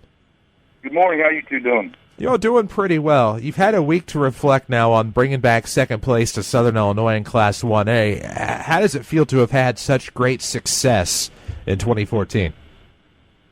Well, it's something we've been building towards. I feel like we've had a successful program since we started 6 years ago, and we keep getting a little better. But it just sets in a little bit more each day. And, when you compare it to other things that have happened, or you look through the record books of how, Southern Illinois teams have done up there. But, I haven't had a lot of time to reflect, even though, it was a great accomplishment. We started Junior Legion practice on Monday, and there's been different people calling, different decisions to make on, kind of fixture put in the gym, or, a couple businesses, Fazoli's called us and invited us to eat sometime, one team to eat. So it's really, unfortunately, been a pretty busy week. And I was joking. I thought you make a run like that, you'd surely have your yard mowed for you by the time you got back. But I've been doing lawn care because I didn't do much just 2 or 3 weeks there. We were busy on our run. So been a busy week since we've got back. So basically, you just came on the air and would like somebody to come mow your yard? Is that what you're asking at this point? Well, I tried. It's done now. So, I took care of it. But, no, that was a joke. We thought, a couple of us, that we were so busy, we thought somebody might take care of that. I guess it's back to normal life now. Hey, you know what? I got a guy for you. Brad Beatty can mow a yard, okay? I've seen it. I mean, he can mow straight, nice little patterns in the grass. He's your man if you need somebody to mow your yard. I recommend him. I tell you what, he had a shootout, and he was understaffed because I think, Blooper was kind of empty going to Peoria. He's at Murray State this weekend, but that'd be heck depressing to get your athletic director, wouldn't it? Well, it would be. It'd be nice to help out. And as we try to get your grass mowed for you now, as hopefully somebody's listening somewhere in the world. But you talk about the busyness of the week. I mean, have you learned that that a lot more people know you now than what you did before this run? Have you learned that already? I don't know. I haven't got a chance to get out a lot. I guess this is your 15 seconds of fame or whatever. But, the people that we've had some good support in our community before this, and then they really rallied behind us. And I tell you what, it really meant a lot. Just I had so many coaches, friends down here in Southern Illinois, from anywhere, from rivals, from other teams we've played, all the way down to the tip, from up north. I had a couple kids after the super sectional that played for me 10 years ago up at Windsor. They were in Champaign watching the news, and learned about it. And, when we beat Windsor Go State. So, it's even gave me a chance to reconnect maybe with some old friends or whatever. Well, talk about some of your seniors. Obviously, Jordan Wheeler got a lot of press with his effort on Friday on the mound, 175 pitches. Talk about your seniors as a group because they've been around through the building process to the point of being at the top this year. Yeah, we have 4 seniors unfortunately are leading our program, and they started their senior legion yesterday over at the Greenville tournament. Jordan, had him the last 2 years when he came over from Hanco, done a big threat on the mound, and obviously hit 5th for us this year too, so he's a big part of the lineup. Chris Bush is one of them that put his time in. The first couple of years he had not played in grade school, came back out in high school, and tell you what, just kind of caught fire through the midway part of the year, and made some big throws from right field, and really was one of our offensive catalysts there towards the end of the year. I think he had all 3 RBIs in our state semifinal game, and then you had Gage Roddenbush, and Lane Mosier, which were with us all 4 years as well. Starters probably for 3.5 years. And pretty much, are probably leading seniors offensively and defensively throughout there. Probably got the most time throughout 4 years. So there'll be 4 big spots to try to replace. be tough. So now the Stanley Cup's over, I'm kind of going to ask this next question. Does everybody get one day with the second-place trophy to do something with it or take it home or take it around town? No, that's in my house, and nobody can look at it anymore. Joking aside, I tell you what, the kids are the one that do this. We just try to put them in the right spots and do some organization. But we told them with about a week left in the season that this was their team and their run to try to make how far we could go. And a lot of times I didn't even see that trophy till like regional or sectional or super sectional, whatever. I didn't really even get to see it till maybe about 15 minutes after, 20 minutes after all the pictures. I'd have to almost pry each one of them out of their hands to even take a look at it. But then we've already got them in the trophy case, actually. Nice. Brings us to our final question, which is the WMIX Sports Social Media Question of the Week. Who would you like to have narrate your life story? Well, I heard that last question when you asked Coach Mitchell, so give me a second. I was going to say Danny Z, but you would probably throw a Kentucky reference in there or something, so I wouldn't be able to allow that at all. How about Bob Euchre? Nice. Help. He'd at least be entertaining on some of maybe the dog points in my life or whatever. He'd be good for a good laugh or two, I'd think, and make it interesting. Yes, he would. A good baseball mind, but also throw in a zinger there, here and there. So you have a year now to get ready for the Midland Trail Golf Scramble. Is that your mission now? I saw on Twitter the other day. We already had it for this year. Yeah, I know, but I mean, I saw the result, and I figured you're getting prepared for next year already. Well, I tell you what, we had a pretty good showing. I hadn't swum club all year, and there's a foursome of retired South Central administration that have won the last 2 years. We won it 3 years ago, but so I don't know, I'm going to throw some red tape or something down to either get them out of there or move them back to the regular team. But I actually had, I'm not even going to say who, I actually had a Danny Zawinski reference of how good a golfer he is. I wouldn't know anything about that. I did. I mean, that was the first time I heard. I've never heard about your golf game, but you were talked about. So you're a legend up even at Colonial. Oh, there we go. I guess I'm a legend out there. I didn't realize that. Nice. Coach, obviously we wish you the biggest congratulations on your team's success, and thank you for wanting us there, and thank you for allowing us to be a part of your team's run. Hey, thanks for all your great coverage throughout the year and at the state tournament. It really means a lot. What a season it was for the Weber Trojans, a team that you could say and argue there was a team of destiny. We're trailing Steelville late in their own regional championship game and then rolled through a tough sectional and beat a good Winter Stewstrass team in the Marion Super that Monday, and then rolled into Peoria, had a tough matchup with the New 8th and Yellow Jackets, beat them 5-4 and 10.